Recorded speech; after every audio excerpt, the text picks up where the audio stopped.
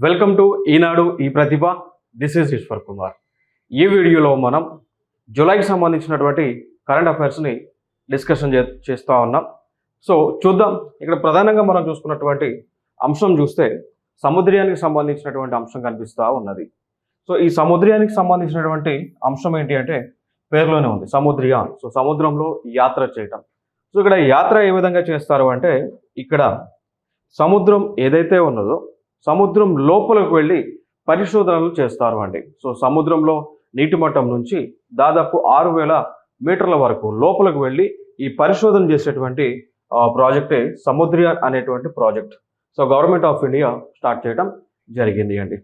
So దాదాపు ఈ సముద్రంలో 12 గంటల వరకు కూడా ఈ సముద్రం లోపలికి పోయి 6000 మీటర్ల లోతులకి, సో కుదిరితే ఇంకా డెప్త్ ఉంటే కనుక సముద్రం డెప్త్ ఉంటే అంతకంటే ఎక్కువ లోతుకి వెళ్ళి దాదాపు 12 గంటలు లోపల ఉండి సో సముద్రంలో అడుగున ఏమేమి ఉన్నాయి, ఎటువంటి అక్వాటిక్ యానిమల్స్ ఉన్నాయి, మినరల్స్ ఉన్నాయా, మైన్స్ ఉన్నాయా, సో అనేటువంటి అంశాలన్నీ కూడా వీరు పరిశోధన చేయడానికి వెళ్తూ ఉన్నారు. సో ఇదొక ఇంపార్టెంట్ అంశంగా చెప్పుకోవచ్చు. మరి దీనిని డెవలప్ చేస్తున్నటువంటి వారు national institute of ocean technology వారు డెవలప్ చేస్తూ ఉన్నారండి. So national institute of ocean technology NIOT వారు డెవలప్ చేస్తూ ఉన్నారు. ఇంకొక అంశం, ఇప్పుడు ఏదైతే మనం మస్టర్స్ 600 అనేటువంటిది ఈ మిషన్ ఏదైతే చూస్తూ ఉన్నామో దీనిని కంప్లీట్గా కార్బన్ ఫైబర్తో తయారు చేయడం జరిగింది. కారణం ఏంటి అంటే ఇప్పుడు ఉన్నటువంటి ఫైబర్స్లో కార్బన్ ఫైబర్ అనేటువంటిది చాలా స్ట్రాంగ్ ఉంటుంది, సో లైట్ వెయిట్ ఉంటుంది. సో కార్బన్ ఫైబర్ యొక్క విశిష్టత మనం చూసుకున్నట్లయితే ఇట్ ఈస్ దీని యొక్క విశిష్టత చూస్తే it has low weight. So దాని యొక్క బరువు అనేటువంటిది చాలా తక్కువగా ఉంటుంది. దాని యొక్క స్ట్రెంత్ అనేటువంటిది హై స్ట్రెంత్ ఉంటుంది అండి. బరువు తక్కువ ఉన్నప్పటికీ కూడా హై స్ట్రెంత్ అనేటువంటిది ఉంటుంది, చాలా హై స్ట్రాంగ్ స్ట్రెంత్ ఉంటుంది, ఎక్కువగా ఉంటుంది. అర్థమైందా? సో ఇదే మెటీరియల్ యూస్లో ఉండటం జరిగింది. కారణం ఏంటి అంటే చైనా వాళ్ళు కూడా, సో చైనా దేశము ప్రపంచంలోనే మొట్టమొదటి కార్బన్ ఫైబర్తో తయారు చేసినటువంటి ట్రైన్ని వారు ఆవిష్కరించడం జరిగింది. సో కార్బన్ ఫైబర్ గురించి 2 అంశాలు న్యూస్లో ఉన్నాయి. ఒకటి, సముద్రయాన్ మస్టర్స్ 600 అనేటువంటిది కార్బన్ ఫైబర్తో తయారు చేయడం జరిగింది. దాని తర్వాత ప్రపంచంలోనే మొట్టమొదటిది అయినటువంటి ఒక రైలుని కార్బన్ ఫైబర్తోనే తయారు చేయడం జరిగింది. కార్బన్ ఫైబర్ యొక్క విశిష్టత ఏంటి అంటే it is very light weight. So దాని యొక్క బరువు అనేటువంటిది చాలా తక్కువ బరువు ఉంటుంది, అయినప్పటికీ కూడా చాలా స్ట్రాంగ్ ఉంటుంది. So it's strength is very high strongness, strengthness ఉంటుంది. ఓకేనా? So it's strength is very very high. So ఈ అంశాలను మనం ఇక్కడ గుర్తుపెట్టుకుందాం. ఇంకా ఇప్పుడు సముద్రానికి సంబంధించినటువంటి సముద్రయాన్ మనకు కనిపిస్తూ ఉంది. ఇదే ఆన్ అనేటువంటి చివరితో ఉన్నటువంటి వాటిలో చూసుకుంటే ఒకటి చంద్రయాన్ అనేటువంటిది న్యూస్లో మనకి తరచుగా కనిపిస్తూ ఉంది అండి. సో మనందరూ తెలుసు, పేరులోనే ఉంది. చంద్రయాన్ అనేటువంటి ఆ ప్రాజెక్ట్ వచ్చేసి చంద్రుడి పైన పరిశోధనలు చేయడానికి ఇస్రో వాళ్ళు ప్రారంభించినటువంటి ప్రాజెక్ట్. ఇక దాని తర్వాత ఇంకొక యాన్తోనే మనకి గగనయాన్ అనేటువంటి ఒక ప్రాజెక్ట్ ఉంటుంది. గగనయాన్ అనేటువంటి ఒక ప్రాజెక్ట్ ఉండటం జరిగింది. ఈ గగనయాన్ అనేటువంటి ప్రాజెక్ట్ దేనికి సంబంధించింది అంటే అంతరిక్షంలో వ్యోమగాములను తీసుకెళ్లేటువంటి ప్రాజెక్ట్ అండి. సో మనకి ఎక్కడైతే భూమి దగ్గర నుంచి 400 కిలోమీటర్ల ఎత్తులో ఏదైతే లో ఎర్త్ ఆర్బిట్గా మనం పిలుస్తూ ఉన్నామో భూమి నుంచి 400 కిలోమీటర్ల ఎత్తులో ఉంటుంది. సో అక్కడకు వ్యోమగాములను తీసుకువెళ్ళి ఆ వ్యోమగాములను ద్వారా అంతరిక్షంలో పరిశోధనలు చేసేటువంటి ప్రాజెక్టే గగనయాన్ అనేటువంటి ఒక ప్రాజెక్ట్. ఓకేనా? సో దానిలో భాగంగా ఈ గగనయాన్లోనే వ్యోమిత్ర అనేటువంటి ఒక హ్యూమనాయిడ్ రోబోట్ని ఇనిషియల్గా ట్రయల్ వర్షన్గా కక్షలోకి పంపించబోతా ఉన్నారు. వ్యోమిత్ర అనేటువంటి ఒక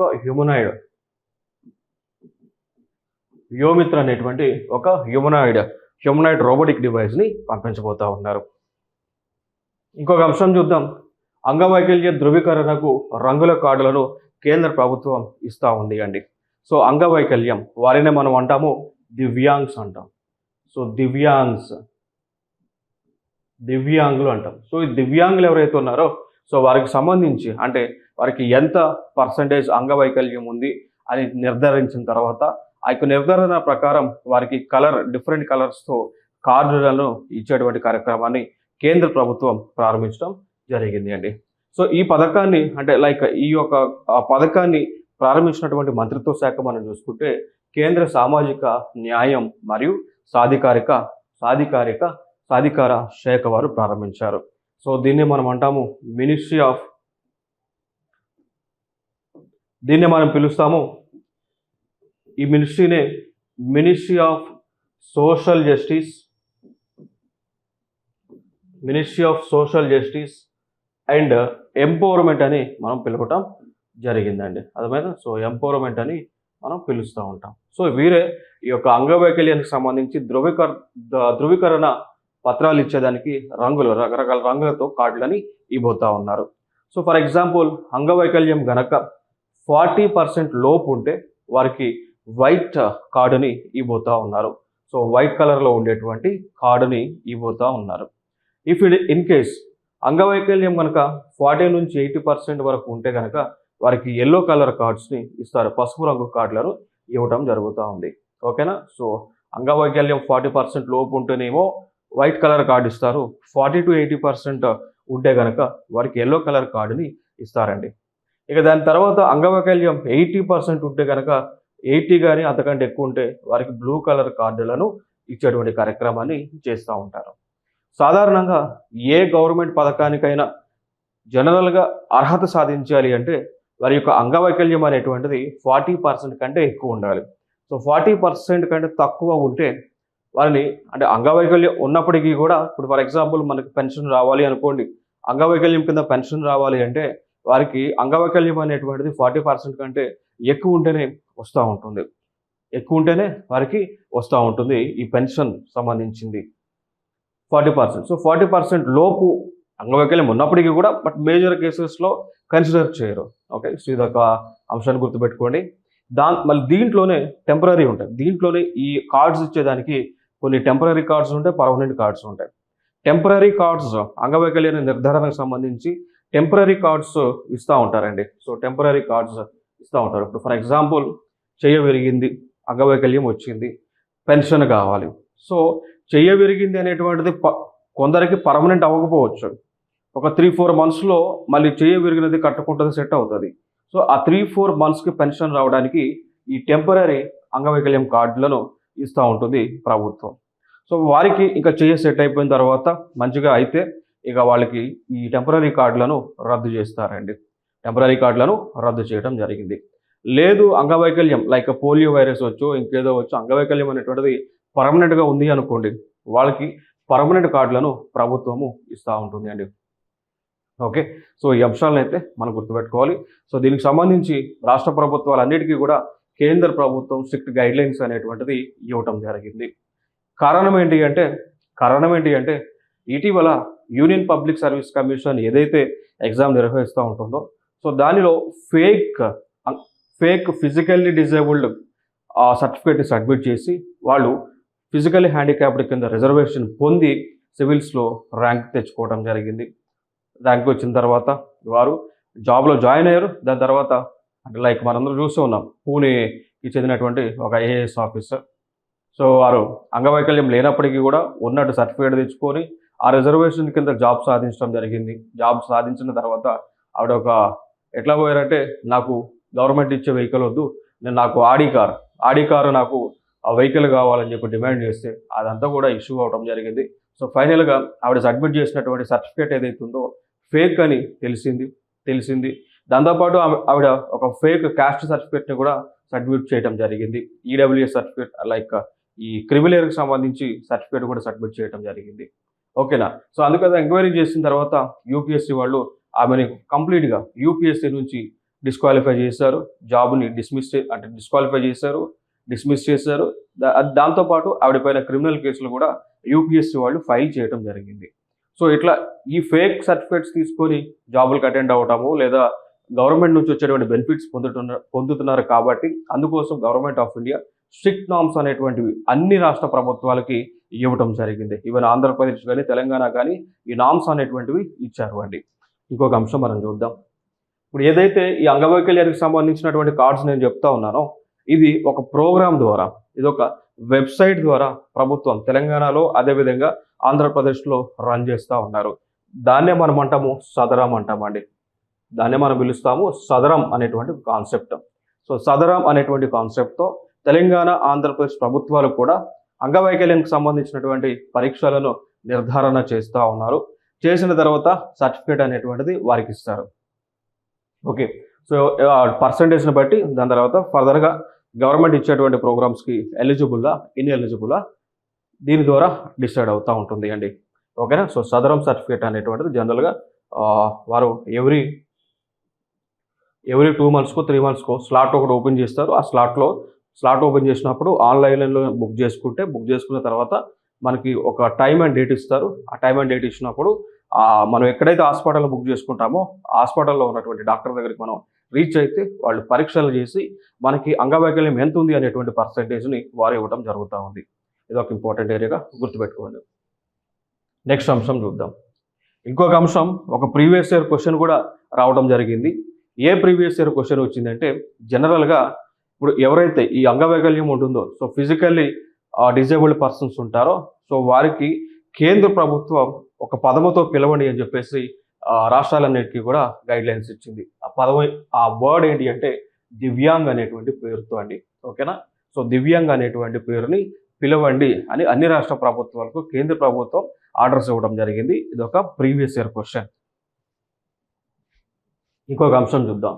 బలహీన వర్గాల న్యాయవాదుల నమోదుకు అధిక రుసుములు వద్దు అని చెప్పేసి కేంద్ర ప్రభుత్వం చెప్పడం జరిగింది. సో ఎవరైతే BL bachelor of law complete చేస్తారో, సో వారి యొక్క రిజిస్ట్రేషన్ చేసుకోవాల్సి ఉంటుందండి. సో బార్ కౌన్సిల్ ఆఫ్ ఇండియాతో లేదా స్టేట్ కౌన్సిల్ ఆఫ్ రాష్ట్రంలో ఉన్నటువంటి స్టేట్ కౌన్సిల్తో లేదా బార్ కౌన్సిల్ ఆఫ్ ఇండియాతో వారు రిజిస్ట్రేషన్ చేసుకోవాల్సి ఉంటుంది. ఆ రిజిస్ట్రేషన్ చేసుకునేటువంటి సమయంలో వారు ఫీజు అనేటువంటిది చెల్లించాల్సి ఉంది అండి. ఫీజు అనేటువంటిది చెల్లించాల్సి ఉంది. సో జనరల్గా ఆ ఫీజు వచ్చేసి ఓపెన్ కేటగిరీ గ్రాడ్యుయేట్స్కి, ఓపెన్ కేటగిరీ అడ్వకేట్స్కి రిజిస్ట్రేషన్ ఫీజు వచ్చేసి 750 రూపీస్ ఉంది. మిగిలినటువంటి వారికి అంటే షెడ్యూల్ కులాలు కానీ షెడ్యూల్ ట్రైబ్స్ కానీ వారికి ఫీజు అనేటువంటిది 125 రూపీస్ ఉంది దీనికోసం, రిజిస్ట్రేషన్ కోసం. కొన్ని సందర్భాలలో ఇక్కడ ఏం జరుగుతూ ఉంది అంటే దీనికంటే ఎక్కువ అమౌంట్ ఛార్జ్ చేస్తూ ఉన్నారు. అందుకోసం ఇక్కడ గైడ్ లైన్స్ ఇవ్వడం జరిగింది. 125 రూపీస్ కంటే ఎక్కువ ఛార్జ్ చేయొద్దు అని స్ట్రాంగ్ గైడ్ లైన్స్ అనేటువంటిది కౌన్సిల్కి ఇవ్వడం జరిగింది. సో ఈ యొక్క గైడ్ లైన్స్ ఇచ్చినటువంటి వ్యక్తి కూడా జస్టిస్ డివై చంద్రచూడ్ గారండి. సో ఈయన గురించి మనందరికీ తెలుసు. ఈయన 50వ చీఫ్ జస్టిస్ ఆఫ్ ఇండియా. ఈయన 10 నవంబర్ 2024 రిటైర్ అవ్వబోతూ ఉన్నారు. కారణం ఏంటి అంటే ఈ రోజుకి వారికి 65 సంవత్సరాలు వస్తుంది. సో ఈ రోజు నుంచి వారు అంటే ఈ డేట్ నుంచి వారు రిటైర్ అవుతారు. సో వీరి తర్వాత 11th నవంబర్ నుంచి, సో 11th నవంబర్ 2024 నుంచి సంజీవ్ ఖన్నా అనేటువంటి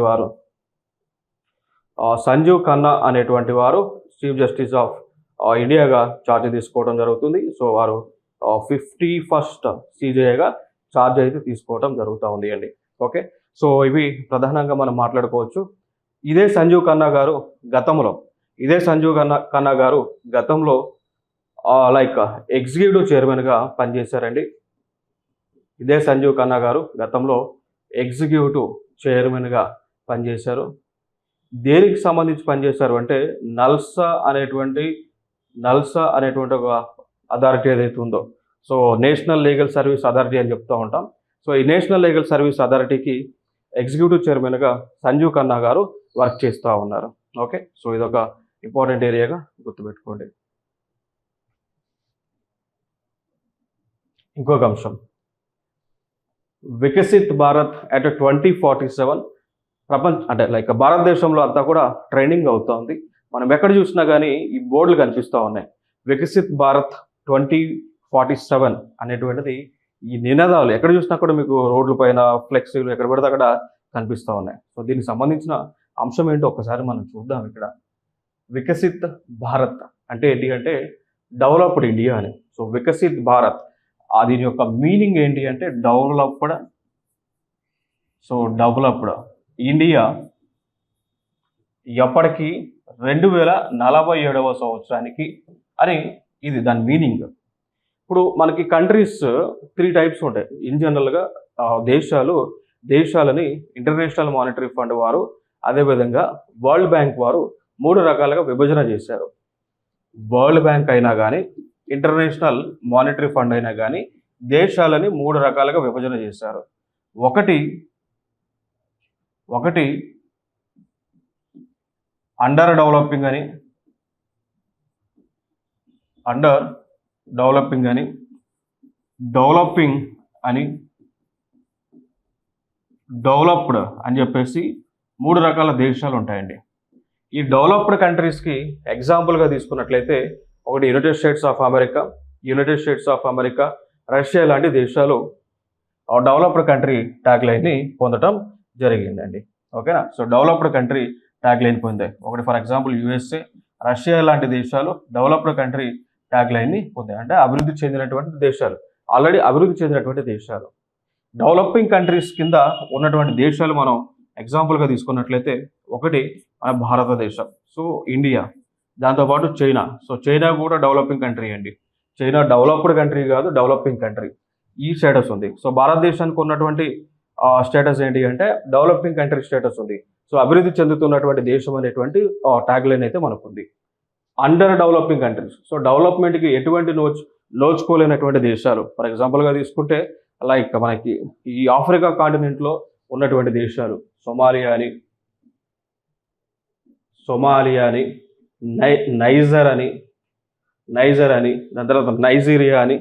సో ఇట్లాంటి దేశాలు అవన్నీ కూడా అండర్ డెవలపింగ్ కంట్రీస్ అండి. సో భారతదేశం ఉన్నటువంటి స్టేటస్ ఏంటి అంటే డెవలపింగ్ స్టేటస్లో ఉంది. సో రాబోయేటువంటి 2047 కల్లా భారతదేశాన్ని ఈ పొజిషన్ నుంచి ఈ పొజిషన్లోకి తీసుకెళ్లేటువంటి కార్యక్రమాలే ఈ యొక్క వికసిత్ భారత్ 2047. ఇంకొక అంశం, ఎందుకు 2047 అని అంటున్నారు? దానికి ఏమైనా ఇది ఉందా? ఎందుకు 2047కే డెవలప్డ్ కంట్రీ స్టేటస్లోకి వెళ్ళాలని ఎందుకు ఆలోచన చేస్తూ ఉన్నారు? కారణం ఏంటి అంటే మనకి భారతదేశానికి స్వతంత్రం వచ్చింది ఎప్పుడండి? 1947. వీళ్ళు చెప్తున్నది ఎంత? 2047. సో 2047 నుంచి 1947 మైనస్ చేస్తే వచ్చేటువంటి వాల్యూ ఎంత అండి? 100 అనమాట. సో ఈ టైంకి 2047కి భారతదేశము స్వతంత్రం వచ్చి 100 సంవత్సరాలను కంప్లీట్ చేసుకుంటుంది అండి. ఓకేనా. సో సెంచరీ కొట్టేస్తుంది ఇండియా స్వతంత్రం వచ్చి. అందుకోసం ఈ 100 మనకి వస్తుంది కాబట్టి 100 సంవత్సరాలు అవుతుంది కాబట్టి ఈలోపు భారతదేశాన్ని లైక్ డెవలప్డ్ కంట్రీగా మార్చాలనేటువంటి కార్యక్రమాన్ని చేస్తూ ఉన్నారు. సో దానికి సంబంధించి వివిధ అంశాలను, వివిధ స్కీమ్స్లను, వివిధ గైడ్ లైన్స్లను గవర్నమెంట్ ఆఫ్ ఇండియా, నీతి ఆయోగ్ వారు, ఫినాన్స్ కమిషన్ వారు ఇష్యూ చేస్తూ ఉన్నారు వివిధ రాష్ట్రాలకి. సో దానిలో ఉన్నటువంటి కొన్ని టార్గెట్స్ మనం చూద్దామండి. దానిలో ఉన్నటువంటి అంటే ఈ వికసిత్ భారత్ 2047 అని ఏదైతే అంటా ఉన్నామో దానిలో ఉన్నటువంటి కొన్ని టార్గెట్స్ మనం చూసుకున్నట్లయితే ఇక్కడ మన యొక్క జీడిపి. సో ప్రస్తుతము మన యొక్క జీడిపి అనేటువంటిది అరౌండ్ $3.3 బిలియన్ ఉంది. So 3.3 billion, not billion, trillions ఉంది. సో 3.3 అప్రాక్సిమేట్గా 3.3 ట్రిలియన్స్ ఉంది. ఈ 2040 కల్లా దానిని 30కి తీసుకెళ్లేటువంటి ఆలోచన అండి. ఓకేనా. సో దాన్ని 30కి తీసుకెళ్లేటువంటి ఆలోచనలో ఉన్నారు. సో ప్రస్తుతము అప్రాక్సిమేట్గా ఇండియా యొక్క జీడిపి సైజ్ చూసుకున్నట్లయితే 3.3 ట్రిలియన్ ఉంది. సో 3.4 లేదా 4 వేసుకోండి, ట్రిలియన్ ఉంది. సో దీనిని 2047కి 30 ట్రిలియన్కి తీసుకెళ్లేటువంటి ఆలోచన ప్రభుత్వం చేస్తూ ఉంది. ఓకేనా. సో మరి ఇంత రీచ్ అవ్వాలి అంటే ఆన్ యావరేజ్గా మన యొక్క GDP growth, so gross domestic growth వచ్చేసి ఆన్ యావరేజ్గా 7% నుంచి 9% వరకు కంటిన్యూస్గా గ్రోత్ అవ్వాలి. అంటే మోర్ దెన్ 7%. సో 7% కంటే ఎక్కువ గ్రోత్ కంటిన్యూస్గా ఇక రాబోయేటువంటి ఈ 20 ఇయర్స్కి, రాబోయేటువంటి 20 ఇయర్స్, సో నెక్స్ట్ 20 ఇయర్స్ వరకు కూడా ఈ గ్రోత్ భారతదేశం యొక్క జీడిపి స్థాయి అనేటువంటిది 7% నుంచి 9% వరకు లేదా అంతకంటే ఎక్కువ గ్రోత్ అయితే ఈ వాల్యూని మనం సాధించగలం. 30 ట్రిలియన్ యొక్క వాల్యూని సాధించడానికి పాసిబిలిటీ ఉంటుందని ఇదే గవర్నమెంట్ ఆఫ్ ఇండియా స్టేట్మెంట్ అయితే ఇవ్వటం జరిగింది. ఇంకొక అంశం చూద్దాం. ఈ 2047కి ఏదైతే వికసిత్ భారత్ అని కాన్సెప్ట్ తెచ్చారో దీనిలో ఇంకో కొన్ని అంశాలు పెట్టారు అండి. సుస్థిర అభివృద్ధి, దాన్ని అంటాము సస్టైనబుల్ డెవలప్మెంట్ అండి. సో సుస్థిర అభివృద్ధి లేదా సస్టైనబుల్ డెవలప్మెంట్ అంటే అన్ని రంగాలలో కూడా డెవలప్మెంట్ సాధించడము.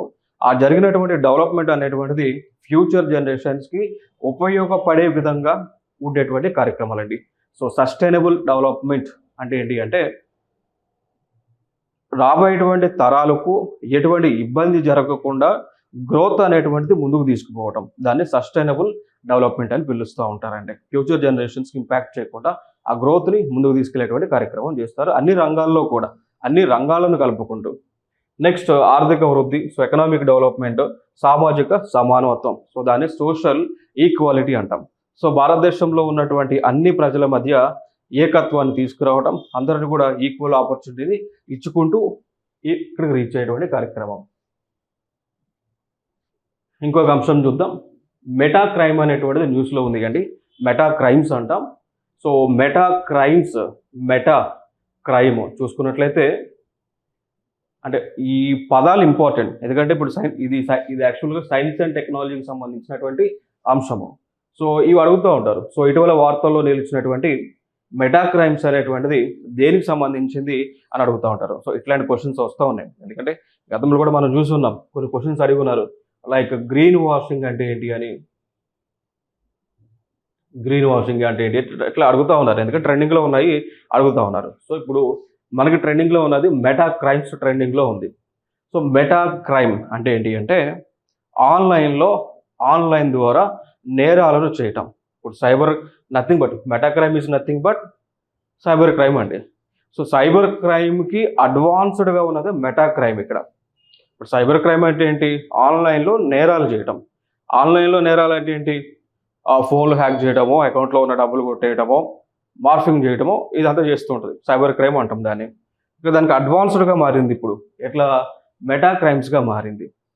ఈ మెటా క్రైమ్స్లో ఏం చేస్తూ ఉన్నారంటే, ఇప్పుడు ఏదైతే మనం ఆర్టిఫిషియల్ ఇంటెలిజెన్స్ అనేటువంటిది వచ్చింది, దీని ద్వారా ప్రపంచం మారిపోతూ ఉంది అనుకుంటున్నామో, ఇదే ఆర్టిఫిషియల్ ఇంటెలిజెన్స్ని యూజ్ చేసుకొని ఇక్కడ నేరాలను చేస్తూ ఉన్నారండి. అర్థమైందా? సో ఇదే ఆర్టిఫిషియల్ ఇంటెలిజెన్స్ని ఉపయోగించుకొని నేరాలను చేస్తూ ఉన్నారు. దాన్నే మెటా క్రైమ్స్ అంటాం. సో మెటా క్రైమ్కి సైబర్ క్రైమ్కి డిఫరెన్స్ ఏంటి? మెటా క్రైమ్కి సైబర్ క్రైమ్కి రెండింటి డిఫరెన్స్ ఏంటి అంటే, ఇక్కడ ఆర్టిఫిషియల్ ఇంటెలిజెన్స్ ద్వారా నేరాలను చేస్తారు. సో ఇక్కడ ఆర్టిఫిషియల్ ఇంటెలిజెన్స్ కాకుండా ఈ హ్యాకింగ్ ట్రిక్స్తో నేరాలను చేస్తూ ఉంటారు. సో దీనిలో హ్యాకింగ్ ట్రిక్స్ అంటాము, ఫిషింగ్ అంటాము, ఇంకా దీనిలోనే క్లోనింగ్ ఉంటుంది. సో క్లోనింగ్ అంటాము. ఓకే, సో ఈ టెక్నాలజీలను ఉపయోగించుకొని ఇక్కడ మనకి సైబర్ క్రైమ్స్ అనేటువంటివి చేస్తూ ఉంటారండి. మెటా క్రైమ్స్లో ఏ టెక్నాలజీ ఉపయోగించుకొని సైబర్ క్రైమ్లను చేస్తూ ఉంటారు. ఇంకా దానికి ఎగ్జాంపుల్గా మనం చెప్పుకోవాలంటే గ్రూమింగ్ అంటాము, రాడికలైజేషన్ అంటాము. ఓకేనా? So grooming is nothing but like మనకి వీళ్ళు ఉంటారు కదా, అమ్మాయిల్ని కొంతమంది అంటే లైక్ ట్రాప్ చేస్తుంటారు, ఆ కార్యక్రమాలండి. ఈ రాడికలైజేషన్ అంటే ఒక దేశానికి అగ్రెస్ట్గా ఆ వ్యక్తులను తయారు చేయడం, వారిలో ఉగ్రవాదం లైక్ టెర్రరిస్ట్ మైండ్కి సెట్ చేయటం అండి. ఓకేనా? సో రాడికల్స్గా మార్చుతారు ఉంటారు కదా, రాడికలైజేషన్ ఆ ప్రాసెస్ ఏంటి అంటే స్టూడెంట్స్ను లేకపోతే వ్యక్తులను ఆ దేశానికి వ్యతిరేకంగా వారి యొక్క మైండ్ సెట్ను మార్చటము. ఓకే, టెర్రరిస్టులుగా వారిని ఇన్ఫ్లుయెన్స్ చేయడము, ప్రేరేపించటం. Cyber physical attacks on critical infrastructure. ఓకేనా? సో ఇక్కడ ఏం చేస్తారంటే, ఇప్పుడు ఏదైతే మనకి ఈ ఆర్టిఫిషియల్ ఇంటెలిజెన్స్కి సంబంధించిన మెషినరీస్ ఏవైతే ఉంటాయో, టెక్నాలజీ సపోర్ట్ చేసే డివైజెస్ ఏవి ఉంటాయో వాటిపైన అటాక్ చేయడం అండి. ఓకేనా? సో దాని తర్వాత ఇంకోటి theft of 3D virtual or cultural property. అంటే ఇక్కడ ఇప్పుడు ఫర్ ఎగ్జాంపుల్ మనకి ఇప్పుడు ఆన్లైన్లో ఈ మెటా టెక్నాలజీ ఉపయోగించుకొని ఈ మెటావర్స్ ఉంటుంది. ఫేస్బుక్ వాళ్ళు మార్క్ జుకర్బర్గ్ లాంచ్ చేశాడు, ఇదంతా కూడా మెటావర్స్ అని అంటాం. సో ఫేస్బుక్ యొక్క హెడ్ మార్క్ జుకర్బర్గ్ అండి. ఓకేనా? సో మార్క్ జుకర్బర్గ్ ఆయన లాంచ్ చేయడం జరిగింది మెటావర్స్. సో మనిషి అక్కడ లేకపోయినా కానీ ఉన్నట్టు 3D ఫార్మేట్లో క్రియేట్ చేస్తారు. ఓకేనా? సో మనిషి అక్కడ ప్రెజెన్స్ లేకపోయినప్పటికీ కూడా ఉన్నాడు అని ఒక భ్రమను కల్పిస్తారు, ఒక ఇల్యూజన్ని క్రియేట్ చేస్తారు. దాన్నే మెటావర్స్ అని అంటాం. మార్క్ జుకర్బర్గ్ వీళ్ళు టీం తయారు చేశారు అండి. సో ఇక్కడ ఏం చేస్తున్నారంటే ఇదే మెటావర్స్కి సంబంధించి హ్యాకింగ్ చేస్తూ ఉన్నారు. సో ఆ మనిషి పర్మిషన్ లేకుండా, మనిషి యొక్క ఇది లేకుండా, అంటే లైక్ యాక్సెప్టెన్స్ లేకుండా అక్కడ ఏం చేస్తూ ఉన్నారు, ఆ మనిషిని అక్కడ ప్రొజెక్ట్ చేస్తూ ఉన్నారు. ఓకే, సో అంటే ఇప్పుడు మన కంట్రీలో అంత అవ్వలేదు కానీ బట్ యునైటెడ్ స్టేట్స్ ఆఫ్ అమెరికాలో బాగా స్ప్రెడ్ అయింది ఇది. సో ఇదొకటి నేరం, ఇదొక మెటా క్రైమ్గా మనం చెప్పుకోవచ్చు. ఇంకొక అంశం ట్రిస్పాసింగ్ ఇన్ ప్రైవేట్ విర్చువల్ స్పేసెస్ అండి. సో ప్రతి ఒక్కరు కూడా విర్చువల్ స్పేసెస్ అని ఉంటాయి. సో పర్సనల్గా ఒకరికొకరు బ్లాగింగ్ లేకపోతే చాటింగ్ చేస్తూ ఉంటారు కదా. సో వాటిల్లో పర్మిషన్ లేకుండా వచ్చేస్తుంటారు. సో కొందరు యొక్క ఇప్పుడు for example boy friend girl friend మాట్లాడుతూ ఉన్నారు అనుకోండి, పర్సనల్గా అది విర్చువల్ స్పేసెస్ అవి. వాటిల్లోకి వారి యొక్క పర్మిషన్ లేకుండా హ్యాకర్స్ జాయిన్ అయిపోయి వాళ్ళు ఏం చేస్తూ ఉన్నారు, ఏం మాట్లాడుతున్నారని అవన్నీ కూడా వాళ్ళు తెలుసుకొని దాన్ని మార్ఫింగ్ చేయడం ఇదంతా కూడా చేస్తూ ఉన్నారు. సో ఇదొక మెటా క్రైమ్కి ఎగ్జాంపుల్. ఇంకోటి రాబరీ ఫ్రమ్ అన్ అవతార్ అండి. ఓకేనా, సో లైక్ మాస్కులు వేసుకొని లైక్ మన అంటే ఈ ఆన్లైన్లో వారు ఎవరో కూడా ఐడెంటిటీ దొరకకుండా, ఆ వ్యక్తి ఎవరు ఎక్కడి నుంచి ఆపరేట్ చేస్తున్నాడని ఐడెంటిటీ కూడా దొరకకుండా సైబర్ హ్యాక్స్ చేస్తూ ఉన్నారు. ఓకేనా, సో ఇవన్నీ కూడా మెటా క్రైమ్స్కి మనం ఎగ్జాంపుల్గా చెప్పుకోవచ్చు అండి. ఇది ఇంపార్టెంట్ ఇక్కడ. సో ట్రెండింగ్లో ఉన్నటువంటి పేరు అది. ఇంకొక అంశం India's scientist develop enhance DNA editing system అండి. ఓకేనా, సో ఇక్కడ మన భారతదేశానికి చెందినటువంటి శాస్త్రవేత్తలు ఎన్హాన్స్డ్ ఎడిటింగ్ డిఎన్ఏ సిస్టమ్ని వీరు తయారు చేయడం జరిగిందండి. So enhanced DNA editing system దాన్ని తయారు చేయడం జరిగింది వారు. ఇంకొక అంశం మనం ఇక్కడ గుర్తుపెట్టుకోవాలి, మరి ఈ టెక్నాలజీని డెవలప్ చేస్తుంది ఎవరంటే మన భారతదేశానికి చెందినటువంటి సిఎస్ఐఆర్ ఇన్స్టిట్యూట్ ఆఫ్ జీనోమిక్స్ వాడు డెవలప్ చేస్తూ ఉన్నారు. వారితో పాటు ఇంటిగ్రేటివ్ బయాలజీ ఇన్ న్యూఢిల్లీ వారు కూడా వీళ్ళిద్దరూ కలిసి సంయుక్తంగా ఈ టెక్నాలజీని డెవలప్ చేస్తూ ఉన్నారండి. ఓకేనా, సో ఇదొక ఇంపార్టెంట్ అంశం. సో ఎన్హాన్స్డ్ డిఎన్ఏ ఎడిటింగ్ సిస్టమ్ని ఇక్కడ నేను ఎక్స్ప్లెయిన్ చేస్తూ ఉంటాను. ఇప్పుడు జనరల్గా అక్కడ చదివి వినిపిస్తే ఇంకా నాతో అవసరం ఏముంటుంది, లేదు కదా. సో ఆ కాన్సెప్ట్ నేను ఎక్స్ప్లెయిన్ చేస్తాను. ఆ కాన్సెప్ట్ని ఇక్కడ నేను మీకు ఎక్స్ప్లెయిన్ చేస్తాను. జనరల్గా ప్రతి ఒక్కడికి అంటే లైక్ మనుషులకి, జంతువులకి, చెట్లకి, మొక్కలకి అన్నిటికీ కూడా డిఎన్ఏ ఉంటుంది.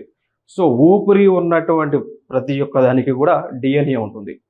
ఓకేనా, సో ఇదొక అంశం. ఊపిరి, సో భూమి మీద ఊపిరి ఉన్న ప్రతి ప్రాణికి కూడా డిఎన్ఏ అనేటువంటిది ఉంటుంది. ఓకే, సో ఈ డిఎన్ఏని ఆ డిఎన్ఏ అనేటువంటిది ఒకరికి ఉన్నటువంటి డిఎన్ఏ ఇంకొకరికి ఉంటుంది, డిఎన్ఏ ఉండదు. ఒకరికి ఉన్న డిఎన్ఏ ఇంకొకరి ఉండదు. సో ఎవరు యూనిక్ డిఎన్ఏ వాళ్ళకు ఉంటా ఉంటుంది. సో ఇక్కడ ఏం చేస్తూ ఉన్నారు అంటే ఇప్పుడు డిఎన్ఏ స్ట్రక్చర్ ఈ విధంగా ఉంటుందండి. సో ఈ విధంగా మనకి డిఆక్సీ రైబో న్యూక్లిక్ యాసిడ్ అంటాం. డిఎన్ఏ అంటే చూడవచ్చుడా, డిఎన్ఏ అంటే డిఆక్సీ రైబో న్యూక్లిక్ యాసిడ్. ఓకేనా, సో ఆ డిఎన్ఏ స్ట్రక్చర్ జనరల్గా ఈ డబుల్ హెలికల్ స్ట్రక్చర్లో ఉంటుంది. దీని స్ట్రక్చర్ వచ్చేసి డబుల్ హెలికల్ స్ట్రక్చర్ అంటాం. ఇది జనరల్ స్ట్రక్చర్. సో ఇక్కడ జీన్ ఎడిటింగ్ అనేటువంటి మెథడ్ ద్వారా ఈ ఉన్నటువంటి డిఎన్ఏని మార్పు చేస్తూ ఉన్నారు. ఆ డిఎన్ఏని మార్పు చేయడం అంటే ఇక్కడ ఏం చేస్తున్నారు, ఫర్ ఎగ్జాంపుల్ డిఎన్ఏ స్ట్రక్చర్ ఈ విధంగా ఉంది అనుకోండి. ఇక్కడ నుంచి ఇక్కడ ఉన్నటువంటి లేయర్ తీసేసి, ఇప్పుడు ఇక్కడ నుంచి ఉన్నటువంటి ఈ పార్ట్ ఉందా అది తీసేసి దాని ప్లేస్లో వేరే దానికి చెందినటువంటి డిఎన్ఏని పట్టుకొచ్చి ఇక్కడ పెట్టేస్తూ ఉన్నారు. ఇప్పుడు ఫర్ ఎగ్జాంపుల్ ఇంకా మీకు ఎగ్జాంపుల్గా చెప్పాలి అంటే స్వీట్ కార్న్ ఉంది. అంతకుముందు స్వీట్ కార్న్ మనకి ఎంత 3-4 years నుంచి స్వీట్ కార్న్ మనకి చూస్తూ ఉన్నాం. అంతకుముందు స్వీట్ కార్న్ అనేటువంటిది లేదు. సో ఇక్కడ వీళ్ళు ఏం చేశారు, సైంటిస్టులు ఏం చేశారు, ఈ బయోటెక్నాలజీకి సంబంధించినటువంటి వాళ్ళు జెనెటికల్ ఇంజనీర్స్ వీళ్ళు ఏం చేశారు, నార్మల్గా ఉన్న ఏదైతే సప్పగా ఉండేది స్వీట్ కార్న్ ఉంది కదా, మొక్కజొన్న పొత్తు ఉంది కదా, సో దాన్ని తీసుకొని దానిలో ఉన్నటువంటి డిఎన్ఏని మార్చి దానికి కొంత స్వీట్నెస్ని యాడ్ చేసే స్వీట్నెస్ వచ్చేటువంటి వేరే దానికి సంబంధించిన డిఎన్ఏ తీసుకొచ్చి ఈ యొక్క మొక్కజొన్న పొత్తులో ఇన్సర్ట్ చేశారు. ఇన్సర్ట్ చేసిన తర్వాత దాని నుంచి విత్తనాలు తయారు చేశారండి. దాని నుంచి సీడ్స్ అంతా కూడా విత్తనాలన్నీ కూడా తయారు చేయడం జరిగింది. సో ఆ విత్తనాలు అనేటువంటి దాన్ని మనకి మార్కెటింగ్ చేసి స్ప్రెడ్ చేశారు. ఆ విత్తనాలు దేనికి సంబంధించి ఆల్రెడీ సప్పగా ఉండేటువంటి దాంట్లో స్వీట్ యాడ్ చేసినటువంటి విత్తనాలు.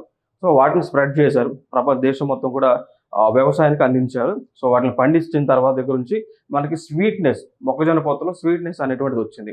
సో అది ఎట్లా వచ్చింది, ఆల్రెడీ బై డిఫాల్ట్గా ఆ స్వీట్ కార్న్లో మొక్కజొన్న పొత్తులో ఉన్నటువంటి డిఎన్ఏ ఏదైతే ఉందో దానిలో ఉన్నటువంటి డిఎన్ఏని తీసేసి దానిలో కొత్త డిఎన్ఏని కలిపారు. ఆ కొత్త డిఎన్ఏ ఏంటి, స్వీట్నెస్ ఇచ్చేటువంటి డిఎన్ఏ అండి. ఇప్పుడు దానివల్లనే మనకి స్వీట్ కార్న్ అనేటువంటిది వస్తూ ఉంది. క్లియర్ కదా. ఇంకొక అంశం మీరు గుర్తుపెట్టుకోండి, ఇప్పుడు ఏదైతే మనం డిఎన్ఏని తీసేసి యాడ్ చేస్తూ ఉంటాము అన్నామో ఆ టెక్నాలజీ ఇంపార్టెంట్. దాన్ని అంటాము CRISPR-Cas9 టెక్నాలజీ అంటామండి. అర్థమైందా? సో టెక్నాలజీ ఇది ఒక యూపీఎస్సీలో ప్రిలిమ్స్లో మోస్ట్ ప్రాబబ్లీ 2016 అనుకుంటా, 16 నుంచి బాగా ట్రెండింగ్లో ఉంది ఇది, ఈ CRISPR-Cas9 అనేటువంటి టెక్నాలజీ. సో ఇది యూపీఎస్సీ ప్రిలిమ్స్లో అడిగారు క్వశ్చన్, యూపీఎస్సీ ప్రిలిమ్స్లో అడగడం జరిగింది, అందుకు ఇంపార్టెంట్. సో CRISPR-Cas9 అనేటువంటి టెక్నాలజీ దేనికి సంబంధించింది అంటే ఆల్రెడీ ఉన్నటువంటి డిఎన్ఏ ఏదైతే ఉంటుందో ఆ డిఎన్ఏలో కొత్త డిఎన్ఏని యాడ్ చేయటము, ఉన్న దానిని రిమూవ్ చేయటము, లేదా మార్పు చేయటం, ఎడిటింగ్ చేయటం, లేదా ఆ డిఎన్ఏ యొక్క సీక్వెన్స్ని మార్పు చేయడం అనమాట. సో ఇది CRISPR-Cas9 టెక్నాలజీ. సో ఇది ఒక సిజర్ లాంటిది, మనం చెప్పుకోవాలంటే ఇది ఒక కత్తెర లాంటిది. ఇప్పుడు కత్తెరతో మనం ఏం చేస్తాం, ఇప్పుడు ఫర్ ఎగ్జాంపుల్ పేపర్ తీసుకుంటాము, కత్తెరతో కట్ చేస్తాం చూసారా, ఆ కత్తెరే, ఆ సిజరే ఈ యొక్క CRISPR-Cas9. So CRISPR-Cas9 is a similar to like scissor which is used to alter DNA of a particular living organism. ఈ అంశాన్ని గుర్తుపెట్టుకోండి. ఇప్పుడు దీని ప్లేస్లో ఈ CRISPR-Cas9 అనేటువంటిది ఏదైతే ఉందో దీని ప్లేస్లో కొత్తగా ఎన్హాన్స్డ్ డిఎన్ఏ ఎడిటింగ్ సిస్టమ్ వచ్చింది.